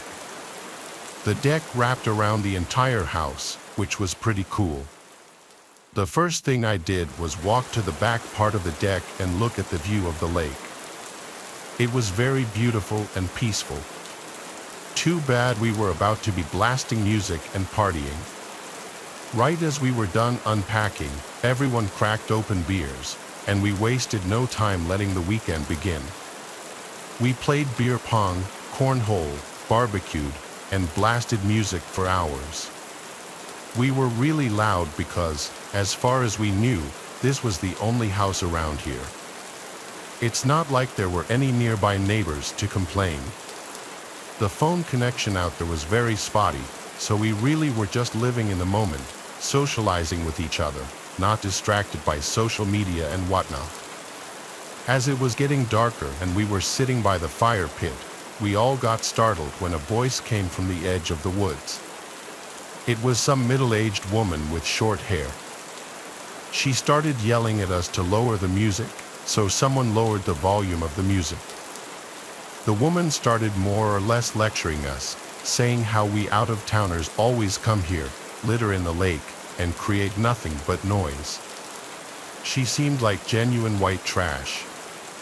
I apologized on behalf of all of us, and one of the girls asked the woman if she lived nearby and if she could hear the music. The woman responded, still in a yell, that she couldn't even hear herself think. She didn't acknowledge the other question regarding if she lived nearby. Then, she just walked away into the woods, like literally into the dark woods. It was so strange. When we were sure she was out of earshot, we all erupted into laughter. As bizarre as the encounter was, we had to make light of it, but it also did put a slight damper on things considering we thought for sure we were far enough away from any neighboring houses to blast music and be loud.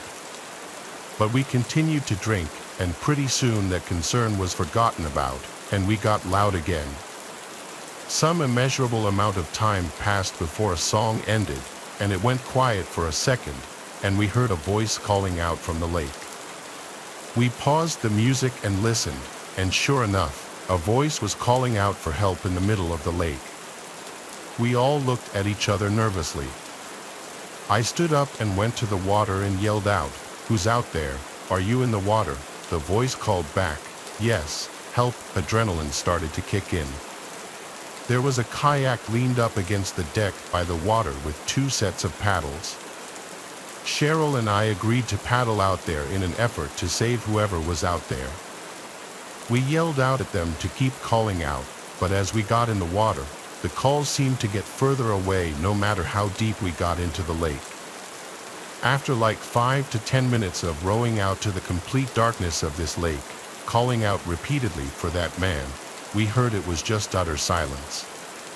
All we could see were the lights from the house sitting at the edge of the lake, and then just darkness in every other direction.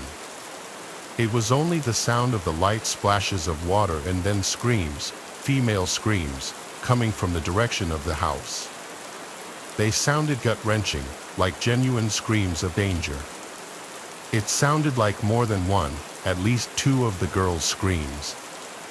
We immediately started paddling back, even more panicked now. The scream stopped long before we got back to the shore.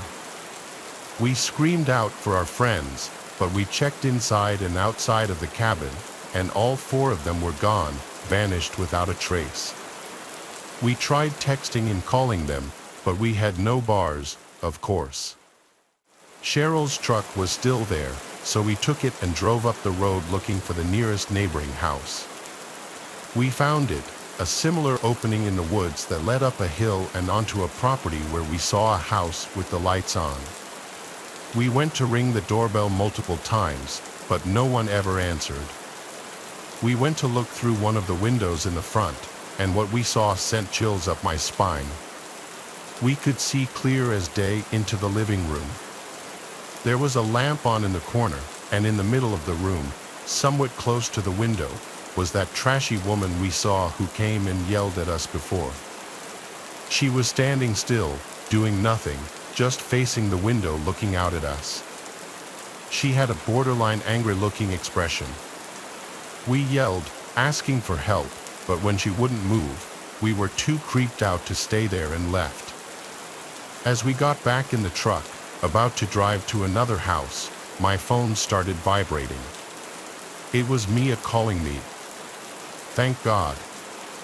I picked up and asked her they were and what happened, but I could barely get a word in as Mia said there were 2 men with axes in their hands wearing masks over their heads walking towards them out of the woods, and that's why the girls screamed and they all ran away down the road.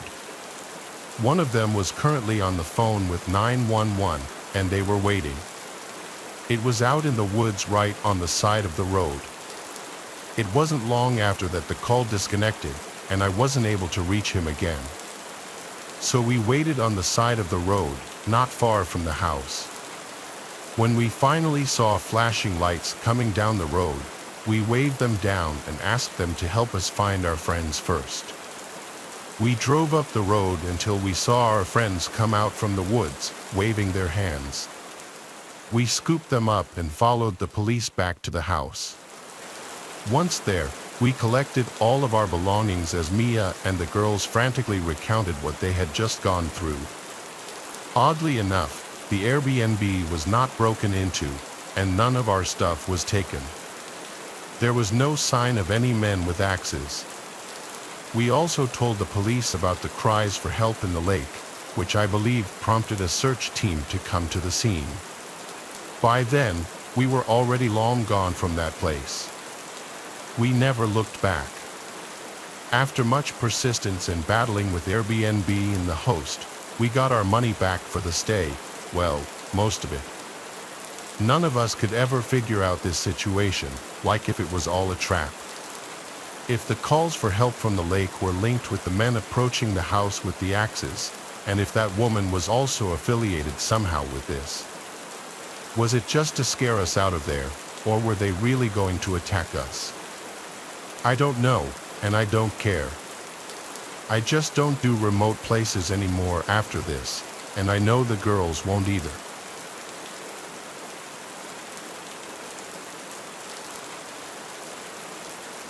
My husband Jack is in the military. We have generally lived on base at every station we have been to because the surrounding towns can be very crime-ridden and sketchy, and with my husband gone most of the time, the extra security is appreciated. I work from home due to us moving so often. One afternoon, I was taking a break, had made a bite to eat, and was snuggling up on the couch with my dog. That's when I heard the sliding glass door open. It was so nonchalant I thought it was Jack. I saw the cat run from the kitchen and a shadow standing near the door entering it. I thought maybe he had come back for something, so I called out for him and was like, "What are you doing home? Did you forget something?" No answer. This is where I just got an eerie feeling. After I asked what he was doing here, I saw the shadow move and heard the click of the sliding door lock. From there, he walked to the laundry room and shut the door. I still had received no response, so I'm sitting on the couch, scared out of my mind, and I call my husband, hoping to hear his phone in the laundry room.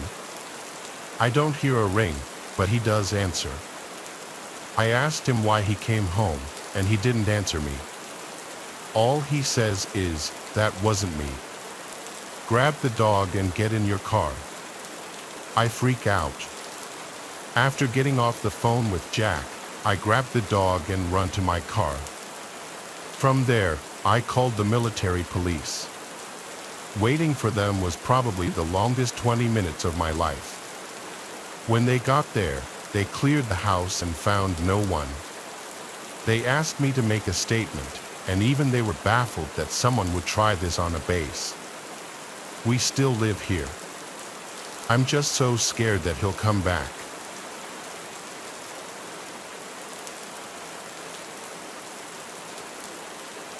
I first heard this story when I was in college. I'd come home for winter break, and I remember it was just me and my dad in the house. I was watching some kind of ghost hunter program on TV just for laughs. I don't really believe in that stuff, though when you watch the programs on TV, they're just so obviously fake. It's too hard for me to let go of my preconceptions and just watch and try to get into it. My dad was the same way, so I thought. He didn't seem interested in the paranormal or anything. He was kind of the guy who would scoff at anything supernatural. The program I was watching flipped to a commercial, and I casually got up and found my dad in the kitchen. Kind of out of the blue, I asked him, "Hey Dad, do you believe in ghosts?" His reply was so casual it shocked me. "Really?" I asked, a bit taken aback. "It just doesn't seem like you." He shrugged his shoulders and mulled over what I had just said. "Yeah," he replied, "eventually, but I know ghosts are real. I've met one." Upon hearing this statement, I had to know the story. You see, my dad is like me, he likes to tell stories. I could retell most of his stories from memory. Just because he would tell them so frequently to anyone who would listen, yet here was a story I had never heard of. An event that changed my dad's life. To this day, I don't even know if I believe it or not, but when someone who is so influential on your life, someone who seems so logical and so down to earth, tells you something like this, he calls into question what you believe and why. Though he never brings it up, when I talk to him about it, he swears it's completely true, no exaggeration and no doubt in his mind about what happened. So here it is, from his point of view. I was back in the house in Tacoma where you grew up until you were about 4. My parents still lived in the house, but I was going to college. I was back visiting them for a weekend. I was just over at Tacoma Community College, so it wasn't far away. I came back often to visit and get a home-cooked meal. I remember that I was sitting down for dinner with my parents, just the 3 of us. It was in the late spring, early summer season, so it hadn't really gotten dark yet. We were talking like normal when the phone rang in the kitchen. My mom got up and answered the phone, leaving my dad and me in the other room together alone. After a short while, she called my dad into the kitchen as well. "Leo, can you come here for a moment?" I remember that she seemed worried. Her voice was kind of shaking a bit. My dad wiped his face, got up, and joined my mom in the kitchen. They weren't in there for long, but they were talking quietly, and it felt strange. After a few moments, they finally came out of the kitchen. They had their coats on now.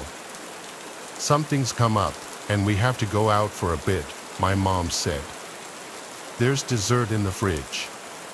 Help yourself. Don't worry about the dishes. I'll wash them when we get back." My dad said nothing, but I could tell from his face that it was serious. My mom looked genuinely worried. They were out that door in a flash, and I was left to finish my dinner at the table. I cleared the table and washed my plate despite my mom's instructions, and I went into the main room to read. I sat down on the sofa, opened one of my school books, and began to relax. Hours went by, and my parents still hadn't come back. It was now around 11 o'clock, and I was just about to get ready for bed. I walked up the stairs, making my way to the bathroom when I heard a strange noise. I paused and listened for a while. It was the ceiling. The ceiling was making a slow, drawn-out whining noise. The wood was creaking gently. It wasn't an unusual sound, but there was an unusual rhythm to it that made me uncomfortable and curious. After listening for a while, I pulled down the steps to the attic and listened a bit more. I could hear the sound more clearly now, along with a metallic creaking noise. I gathered up my courage and decided to investigate. I climbed the steps. Now, I have to say, I wasn't scared. I didn't have an uneasy feeling, actually, to the contrary. I felt quite comfortable. Even though it was dark and eerie, the energy in the room wasn't foreign. It almost felt warm and inviting. As I looked around the attic, it quickly became obvious where the sound was coming from. Among the boxes and various other storage was an old rocking chair that belonged to my grandmother. It was one of many possessions that she had left with us at the house. She was in a nearby home for the elderly and couldn't fit much of her belongings in her room. The rocking chair was gently rocking back and forth, causing the floorboards to creak beneath it. Next to the chair, an old birdcage was displaying similar behavior. The cage door was gently swinging open and closed, making a quiet metallic creak. I figured there was a draft, and knowing that the sounds would keep me up all night if I didn't put an end to it, I set out in search of the source. I combed the corners of the room, but try as I might, I couldn't find the source of the draft, nor could I feel it myself. There were no windows, and there wasn't much ventilation. It wasn't even windy outside, it was a calm evening. Furthermore, the chair was heavy, as was the birdcage. Yet, there were other things nearby that weren't disturbed, stacks of paper and the like. After a while, I gave up and looked back to the chair. It was still gently rocking. I walked over to it and rested my hand on the armrest. The chair stopped rocking. Still, I couldn't feel any kind of draft. I lifted my hand, and the chair was calm and quiet. But as I turned away, I heard the creaking again. I turned back, and the chair was still rocking. It was really strange, but as I had said before, I wasn't really that creeped out yet. I shrugged it off and walked over to the birdcage. The door was still swinging open and closed. The cage had once housed a parrot belonging to my grandmother, but it had been empty for some time. I latched the cage shut, figuring I could at least stop this one sound. I made for the steps, but just as I was about halfway down, I heard the metallic creaking again. I looked behind me, and the cage door was back to swinging open, unlatched, right alongside the chair, which continued rocking as before. Something had caused it to unlatch. I was sure that I had latched it properly. In any other circumstance, I would have been scared out of my mind, but for whatever reason, I wasn't. I just didn't feel uneasy. A rocking chair and a birdcage aren't really the harbingers of doom anyway. I descended from the attic with a last glance at the strange behavior and went about my bedtime routine. The creaking continued for a while, and I couldn't sleep for it. I went back upstairs and made another attempt to find the source. I went back downstairs to where I couldn't hear the noise, and I continued reading. It was a little after midnight when I heard my parents pull into the driveway. They came in and found me reading, and they sat down with me. My mom was crying. They explained to me that they had spent the evening at the hospital where my grandmother had just passed away. That's the story as my dad tells it. He believes to this day that before she left this world, his grandmother came home to pay him one last visit. At the time of this story, I brushed it off, but it sends chills down my spine whenever I think about it.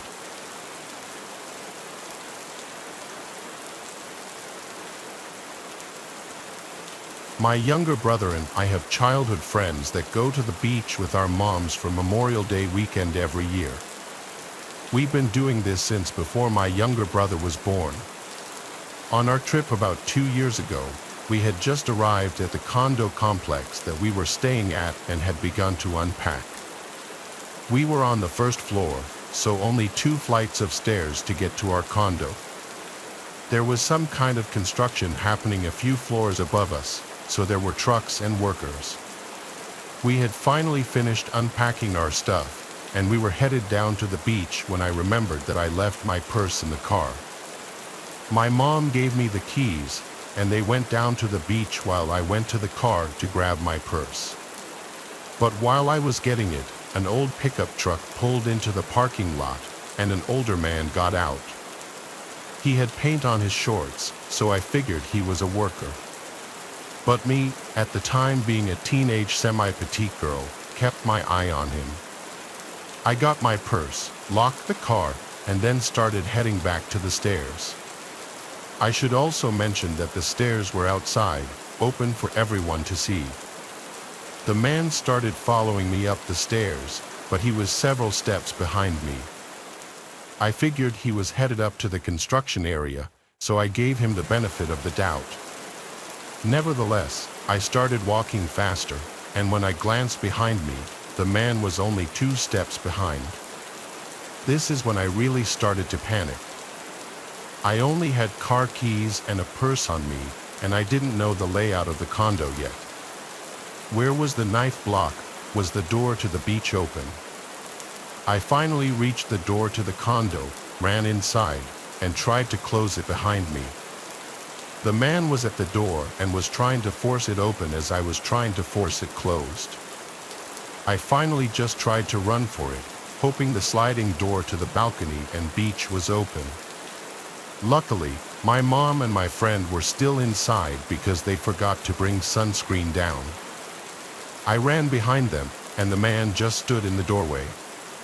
"Can we help you?" my mom asked. The man awkwardly smiled and mumbled something about looking for supplies and abruptly closed the door. After I calmed down, we went back to the parking lot, and his car was gone. I'm confident that the man thought I was going to be alone in that condo with him, and I don't like to think about what could have happened if my mom and friend weren't there.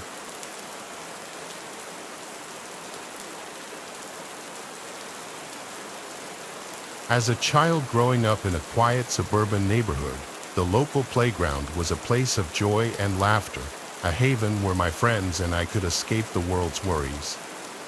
But one summer day, that all changed.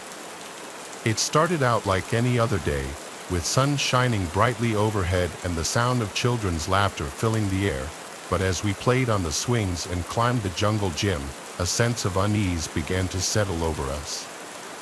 It was subtle at first, a feeling of being watched, of something lurking just beyond the edge of our vision. But as the afternoon wore on, the feeling grew stronger until it felt as though we were being stalked by some unseen presence. As we ventured deeper into the playground, the atmosphere grew increasingly oppressive, the air thick with a sense of foreboding. And then, as we reached the old abandoned slide at the far end of the playground, we saw it, a figure, dark and shadowy, lurking among the rusted metal. With a cry of terror, we turned and fled from the playground, our hearts pounding in our chests as we raced home. But even as we reached the safety of our house, we could still feel the eyes of the creature watching us from the darkness, its malevolent presence lingering in the air like a foul stench. In the days that followed, the playground became a place of dread, its once cheerful atmosphere replaced by an aura of fear and mistrust. And though we never spoke of what we had seen that day, the memory of the haunted playground would stay with us forever, a chilling reminder of the darkness that lurks just beyond the borders of our reality.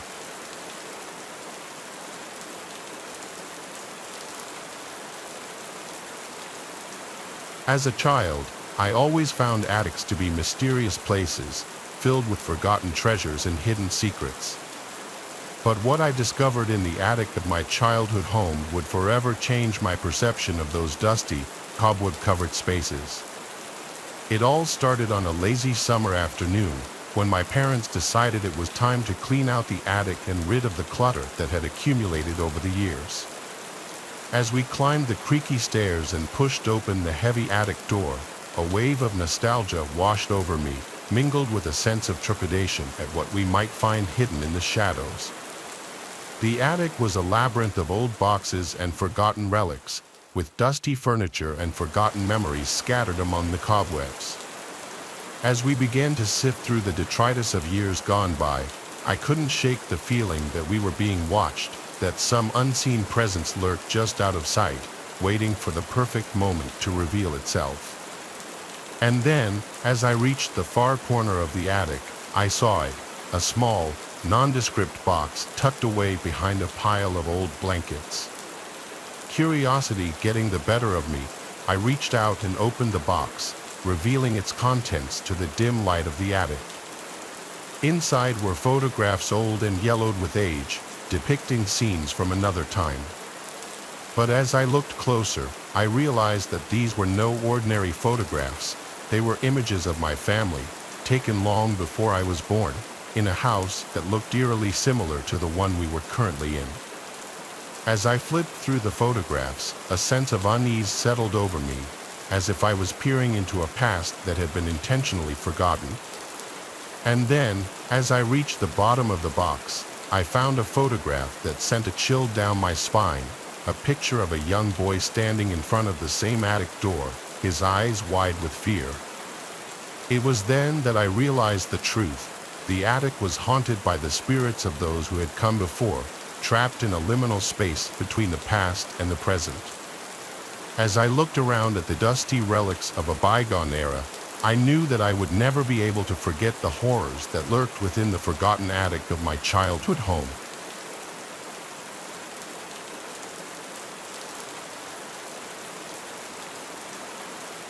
This happened when I was a young child, maybe around 7 years old. My parents had me late. My 2 older siblings are both at least 10 years older than me. I was woken up in the middle of the night by a commotion downstairs. It was my parents. I cracked my door open and heard them freaking out about something, though I wasn't sure what it was. I went to the stairway and stood at the top, calling down, "Mom, Dad." My mom came to the bottom of the stairs and said to me, "Go back to bed." I listened without asking any questions. I could tell they were stressed about something, though. I tried to go back to sleep when I heard the front door downstairs slam shut, followed by dead silence. I presumed they had left the house, but wasn't sure why. Either way, I listened to my mom and went back to sleep. I woke up again to sounds downstairs. It was the sound of the front door closing and then footsteps, but no talking. Naturally, I assumed they were back home and just being quiet so they wouldn't wake me up. I heard occasional steps and thuds from downstairs, drawers and cabinets being opened and closed, and I thought for sure I heard the fridge opening too. I thought it was my older brother Jethro. He's 10 years older than me and was already driving at the time, so him getting home late and rummaging through the fridge wasn't abnormal at all. These are all things I was telling myself, logical explanations for what I was hearing. Eventually, I heard footsteps coming up the stairs, getting louder and closer until they reached the top and made their way to my door. My door quietly and slowly opened. I didn't sit up or move, I just had my eyes open, facing the door as I was still lying down. There weren't any lights on outside of my room, so whoever was walking around was doing so in the dark. All I saw was a black mass at my doorway, resembling the shape of someone's head. I said every name, starting from Jethro to Mom to Dad, then I just asked, "Who's there?" They didn't reply, they just closed the door. I was left there, confused but mildly creeped out. I heard footsteps going downstairs. I was convinced it was my dad, now just coming to check on me after getting home, though I wasn't sure why he was ignoring me. I didn't hear anything from downstairs for a while. Curiosity got the better of me, and I went downstairs in the dark. I kept all the lights off as I approached the kitchen and froze at the doorway, noticing a tall figure standing right in the middle of the kitchen. I said, "Dad," assuming it was him based on the size of the person. A deep voice said, "Go back upstairs." I ran back up the stairs to my room, closed the door, and jumped under the covers. All I was thinking was why my dad's voice sounded like that. The reality of a stranger being in the house didn't dawn on my innocent little mind until a little later when I heard the front door opening and a commotion from downstairs again, voices of my parents. I went to the top of the stairway again and was shocked to see I was still awake. I asked what happened, and they told me that Jethro had a little accident but was going to be fine. I found out a month later that he had gotten into a car accident, driving in conditions he shouldn't have been driving in. My parents had gotten a call from the hospital and rushed to see him first thing, leaving me to sleep. I asked my dad if he had come in my room before, and that was when I learned that they had been gone for hours. My mom started freaking out, yelling at my dad because he had neglected to lock the door when they rushed out of the house. Me telling my parents about the person at my bedroom door and in the kitchen caused my dad to search the house with his gun and my mom to call the police. The last thing I remember was being asked by a police officer to give my story. My parents tell me they felt like morons having to explain to the cops that they left me alone and left the door unlocked. I don't think anything of value was stolen, even though whoever broke into the house clearly didn't have intentions of harming me. Having a complete stranger in your house is already a terrifying ordeal. Now imagine going through that at 7 years old.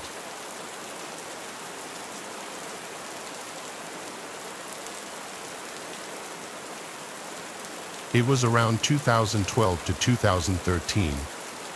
My brother was about 6 or 7 at the time, and we had just moved into a new house to be closer to school and for cheaper rent.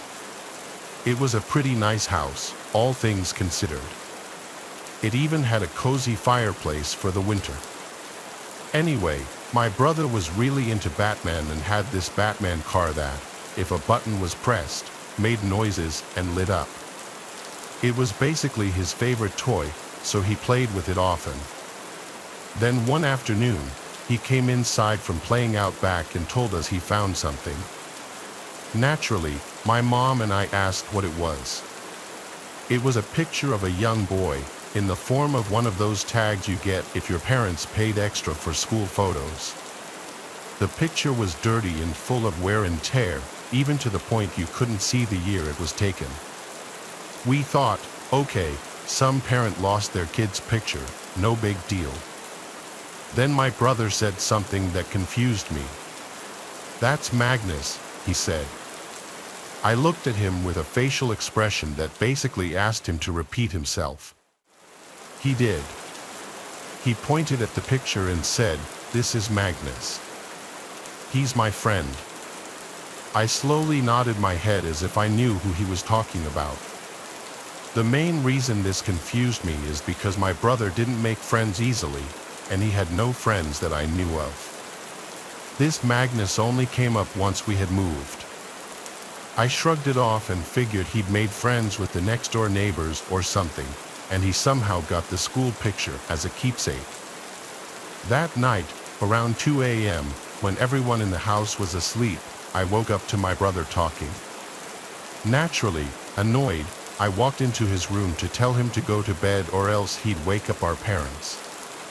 It was weird because when I walked into his room, he was sitting up straight in his bed as if he was actually talking to someone and not just to himself or his toys. I told him to go to bed and went to bed myself. A couple of days later, my mom was talking to me about my brother and asked if I'd seen him get up at night. I said no, I'd woken up to him talking a few nights ago, but that was it. Why? She said he had been acting weird, but as usual, we both shrugged it off as him being a kid. Now, in my room, my bed was right across from my door. This meant if I turned over, I could see into the hallway right in front of me. One night, I woke up to use the bathroom, and since I was, and still am, very afraid of the dark, I left the hallway light on, knowing my dad would turn it off once he got up. I'd probably be asleep by then. I was lying in my bed, facing my door, when a sudden noise made me jump. It was my brother's damn Batman car making noises. I got up to tell my brother that he shouldn't be up this late playing. But when I got into his room, he was asleep in his bed, with the toy across the room on the floor still making noise. I walked over to it to turn it off and was finally able to go back to sleep. However, the following days, my brother wouldn't stop talking about Magnus. It was honestly starting to freak me out, so I went over to the neighbors' houses to the right and left of us. One house didn't even have kids, and the other was vacant. This started to worry me, but my dad said it was probably just an imaginary friend he came up with. I went along with it since I couldn't think of any other explanation.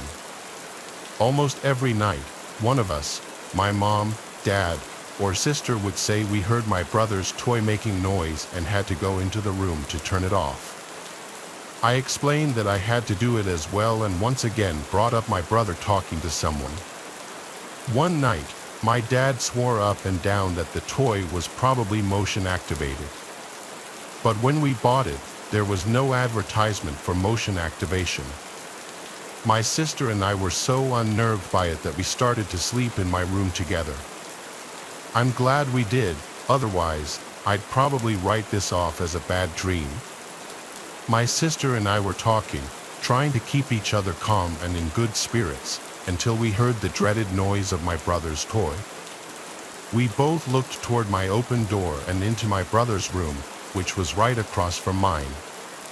Our expressions turned to horror as we saw my brother's toy rolling past the door all on its own. We screamed and ran to our parents' room. They got mad at our brother, saying it was a cruel joke to play on us as we were already freaked out. What he said sent chills down my spine. It wasn't me. Magnus wanted to play. That night, the toy went into the trash, batteries taken out and all. My sister and I were relieved until the next day when my brother had the toy again. My parents accused him of getting it out of the trash, to which he responded, "Magnus got it for me." The toy was broken into small pieces and thrown away for the final time. My brother was obviously upset, but our parents got him a new Batman figurine, and everything was fine. It wasn't until about a week later, when we all felt that everything was okay now and that Magnus was gone, that something happened. My mom was cooking chicken breasts on the countertop with the George Foreman grill. She had come into the living room to ask us something, and then we all jumped as we heard a crash in the kitchen. We went in there to see the George Foreman grill halfway across the kitchen, as if it had been thrown. My mom swore it was nowhere near the edge, and my dad had no explanations. Nothing happened afterward, and we moved out about a year later.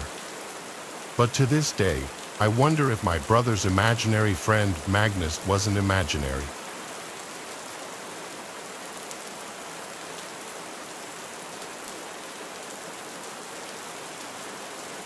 When I was just 9, we moved to a new house in a different town.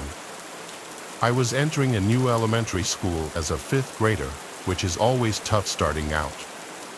It was a bit awkward, as all the kids already knew each other, and I was just some random kid entering the scene. In my elementary school, you were made to sit with the kids from your class during lunch. I remember it being really awkward the first few days. Kids are extremely judgmental around that age, and I was judged as the new kid, making it more difficult to make new friends. But during those initial days of being the new kid on the block, I actually met a few of the kids on the block.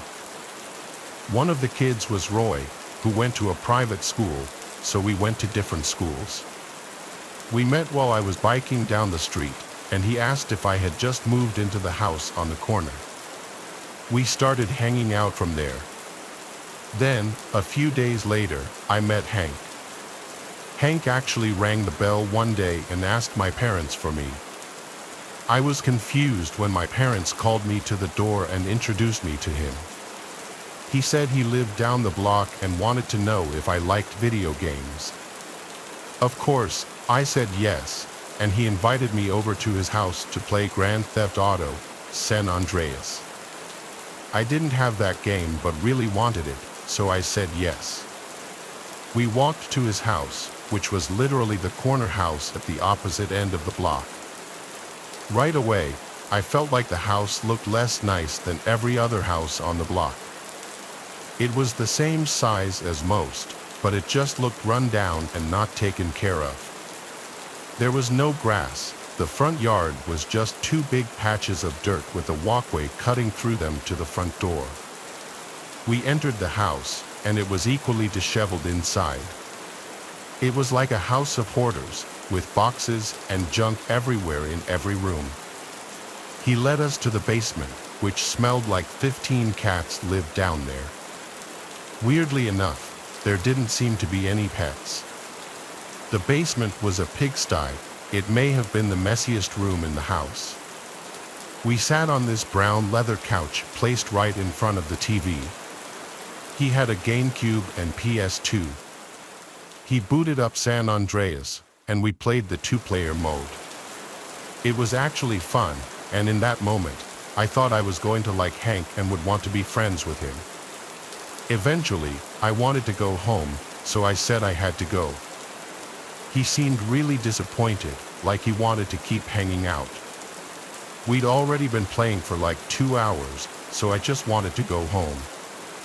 He followed me halfway home until I said, "See you later," basically saying in a friendly way, "All right, go away now." That was the first warning sign. I remember this kid Hank who lived down the block from me.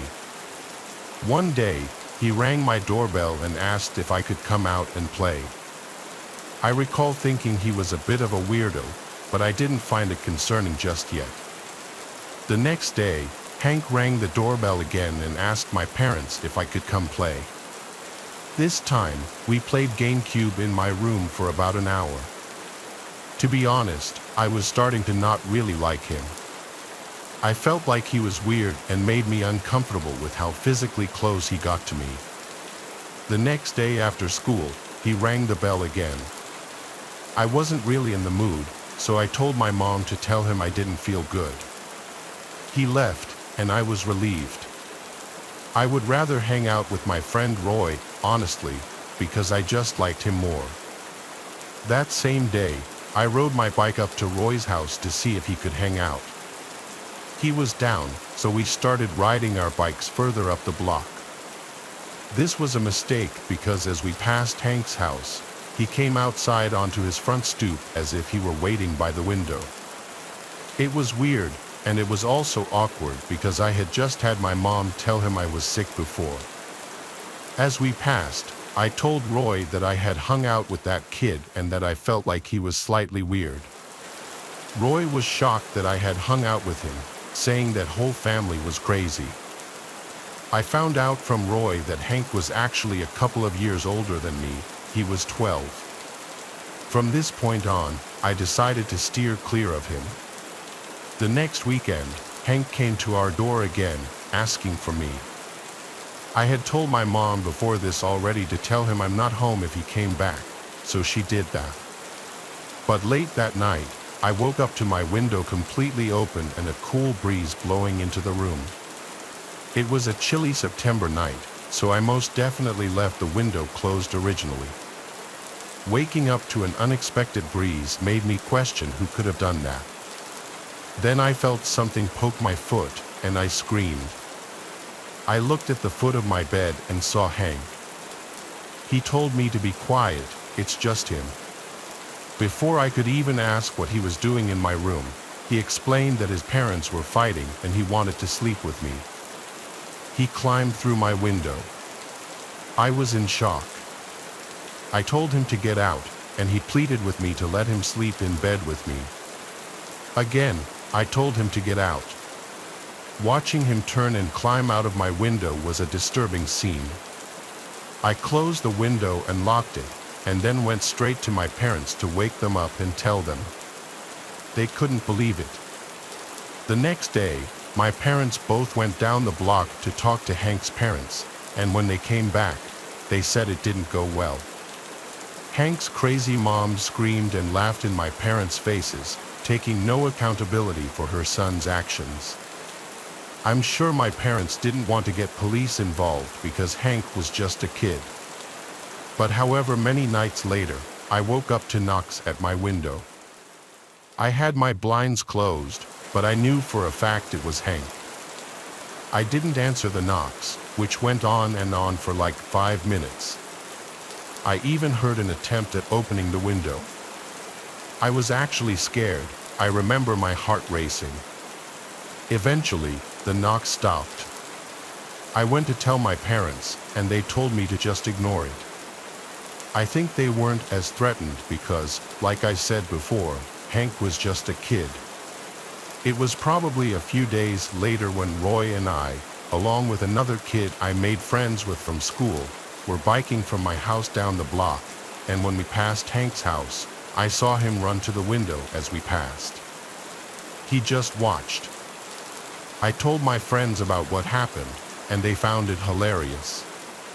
One of my friends made a comment about how he sounds like someone who would live in a gross house like that. That night, for the final time, I woke up to a sound in my room. It was the sound of my window being shattered. I screamed as I saw Hank climbing through the window through the closed blinds. I ran to my parents' room and woke them up. By this point, Hank was already back outside.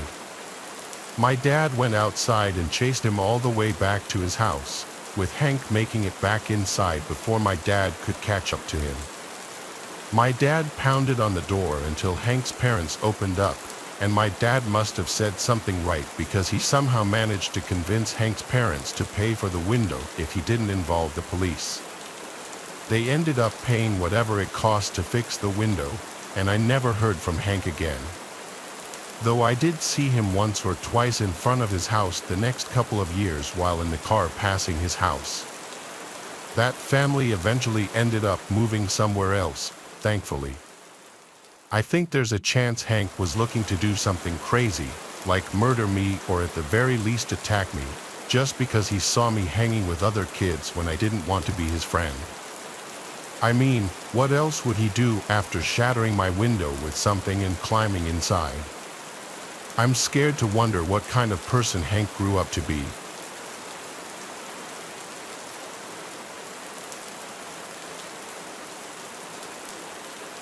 In the quiet town of Briarwood, nestled among the rolling hills, there stood an ancient willow tree. Its sprawling branches reached towards the sky like gnarled fingers, casting eerie shadows over the neighborhood playground. Children were warned to stay away from the tree, for it was said to be cursed. But for Audrey and her friends, curiosity overcame fear. Audrey was 7 years old when she first heard about the legend of the Whispering Willow. It was whispered among the kids at school, a tale passed down from older siblings and cousins. They said that if you stood beneath the tree at midnight and listened closely, you could hear the whispers of lost souls trapped within its ancient roots. One fateful summer evening, Audrey and her two best friends, Imelda and Patrick, decided to test the legend. Armed with flashlights and nervous laughter, they made their way to the playground where the willow stood sentinel in the moonlight. The air was thick with humidity as they approached the tree, its twisted branches swaying gently in the breeze. Audrey's heart raced in her chest as they huddled together beneath the willow's canopy. The playground was deserted, the only sounds the distant chirping of crickets. "Are you sure about this?" Imelda whispered, her voice trembling. Audrey nodded, her palms sweaty against the flashlight. "We have to do it together. On the count of 3. They took a deep breath, their anticipation palpable in the air. 1, 2, 3, Patrick exclaimed, and they switched off their flashlights, plunging themselves into darkness. For a moment, all was silent. Audrey strained her ears, hoping to catch a whisper, a murmur from the depths of the tree. Then, just as doubt began to creep in, she heard it, a soft, haunting whisper, like the rustle of leaves in the wind. It was faint at first, barely audible over the pounding of her heart, but as she listened, it grew louder, more insistent. "Help me, help me." The voice was plaintive, full of sorrow and despair. Audrey's blood ran cold as the words echoed in her mind. She could feel Imelda and Patrick tense beside her, their breaths shallow and ragged. The darkness seemed to press in around them, suffocating and oppressive. "We have to get out of here," Imelda whimpered, her voice barely above a whisper. But before they could move, something shifted in the shadows. A figure emerged from the darkness, its form indistinct and ghostly. It floated towards them, its eyes glowing with an otherworldly light. Audrey's scream pierced the night as the figure reached out a translucent hand, its fingers curling towards her. She stumbled backward, tripping over a gnarled root and falling hard on the ground. "Run!" Patrick shouted, grabbing Audrey's hand and pulling her to her feet. They sprinted towards the playground's exit, their hearts pounding in their chests. Behind them, the figure gave chase, its eerie whispers growing louder and more urgent. "Help me! Don't leave me!" They burst out of the playground, gasping for breath as they stumbled onto the quiet street. The figure was gone, but the echoes of its voice lingered in their minds.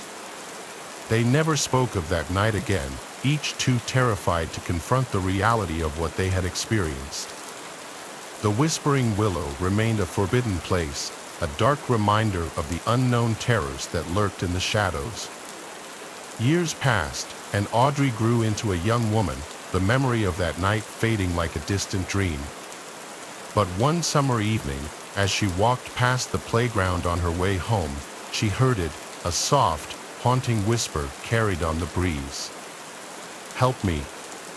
Audrey's blood turned to ice as she glanced towards the willow tree, its branches reaching towards the darkening sky. In that moment, she knew that some legends were born of truth, and that the Whispering Willow held secrets that were best left undisturbed.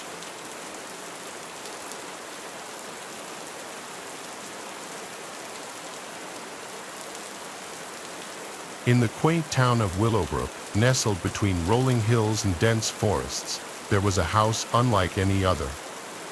It stood at the edge of town, its weathered facade looming ominously over the neighborhood. Children whispered tales of its haunted past, claiming that the shadows within held secrets darker than the night itself. It was here that young grave digger spent his childhood, unaware of the horrors that awaited him within those walls. Grave was an inquisitive child, always eager to explore the world around him. His parents, both busy with work, often left him to his own devices, trusting the safety of their small town.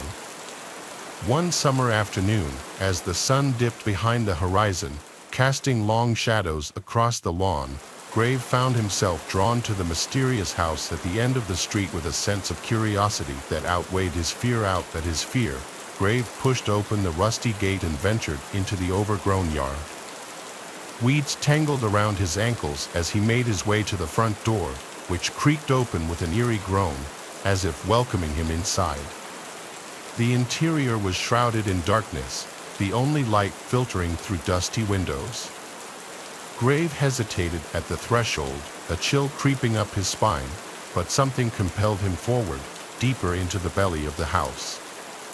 As he stepped into the dimly lit hallway, the air grew thick with a sense of foreboding.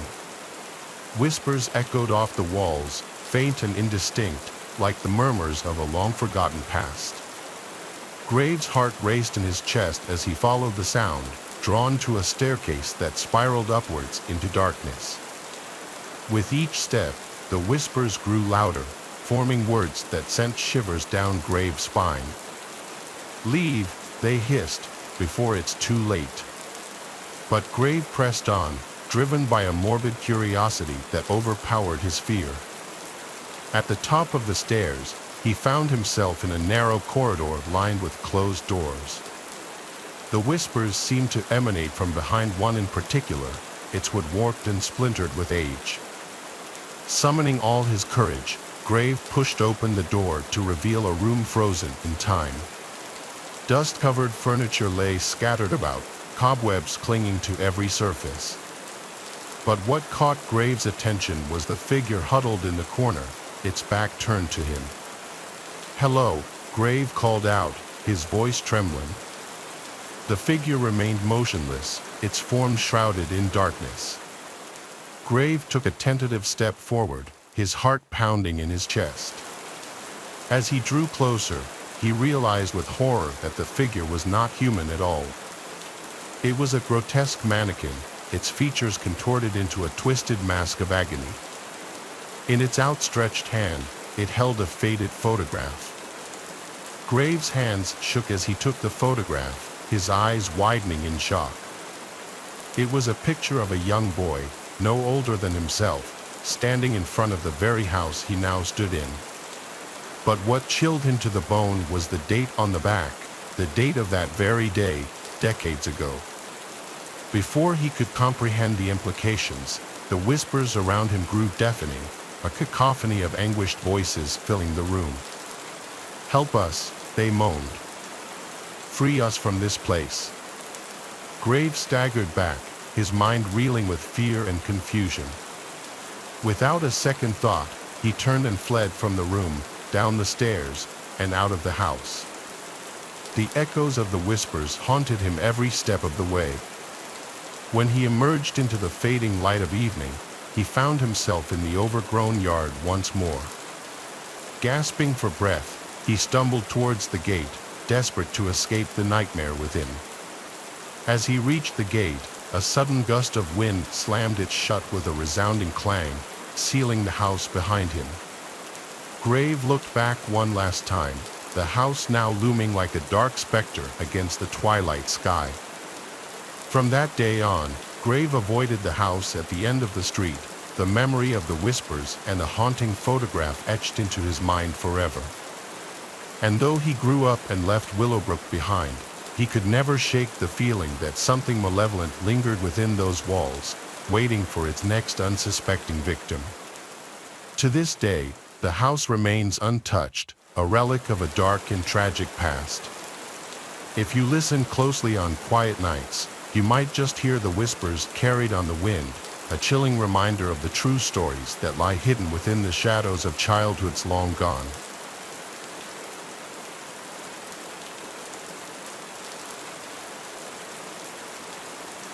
As a child growing up in a small town nestled among dense woods, I often found myself drawn to the mysterious allure of the forest. But what I encountered there on one fateful day would haunt me for years to come. It was a warm summer afternoon, and my friends and I had decided to explore the woods behind our neighborhood. Armed with nothing but our youthful curiosity and a sense of adventure, we ventured deeper into the heart of the forest, eager to uncover its secrets. As we wandered among the towering trees and tangled undergrowth, a sense of unease began to creep over me. The air grew still, and the sounds of birdsong and rustling leaves were replaced by an eerie silence that seemed to hang heavy in the air. Ignoring my growing sense of dread, I pressed on, determined to uncover the truth behind the whispers that seemed to echo through the trees. But as we reached a clearing in the forest, the source of the whispers became clear. A dilapidated old house hidden among the trees like a forgotten relic of the past. As we approached the house, a chill ran down my spine, and I felt a wave of terror wash over me. The air was thick with a sense of malevolence, and the shadows seemed to dance with a life of their own. With trembling hands, I pushed open the creaking door and stepped into the darkness beyond. What I found inside would stay with me for the rest of my life. A room filled with decaying furniture and cobweb-covered relics of a bygone era. But it was what lay at the center of the room that filled me with terror. A child's doll, its eyes wide with a look of pure malevolence. And as I stared into those lifeless eyes, I felt a presence watching me from the shadows. A presence that seemed to hunger for something far more sinister than mere flesh and blood. With a cry of terror, I fled from the house, my friends close behind me. But even as we ran, I could still hear the whispers echoing through the woods, a chilling reminder of the horrors that lurked within. To this day, I cannot shake the feeling that something evil dwells within those woods, something ancient and malevolent that preys on the innocent and the unsuspecting. And though I have long since left that small town behind, the memory of that day will haunt me forever, a reminder of the darkness that lurks just beyond the edge of our reality.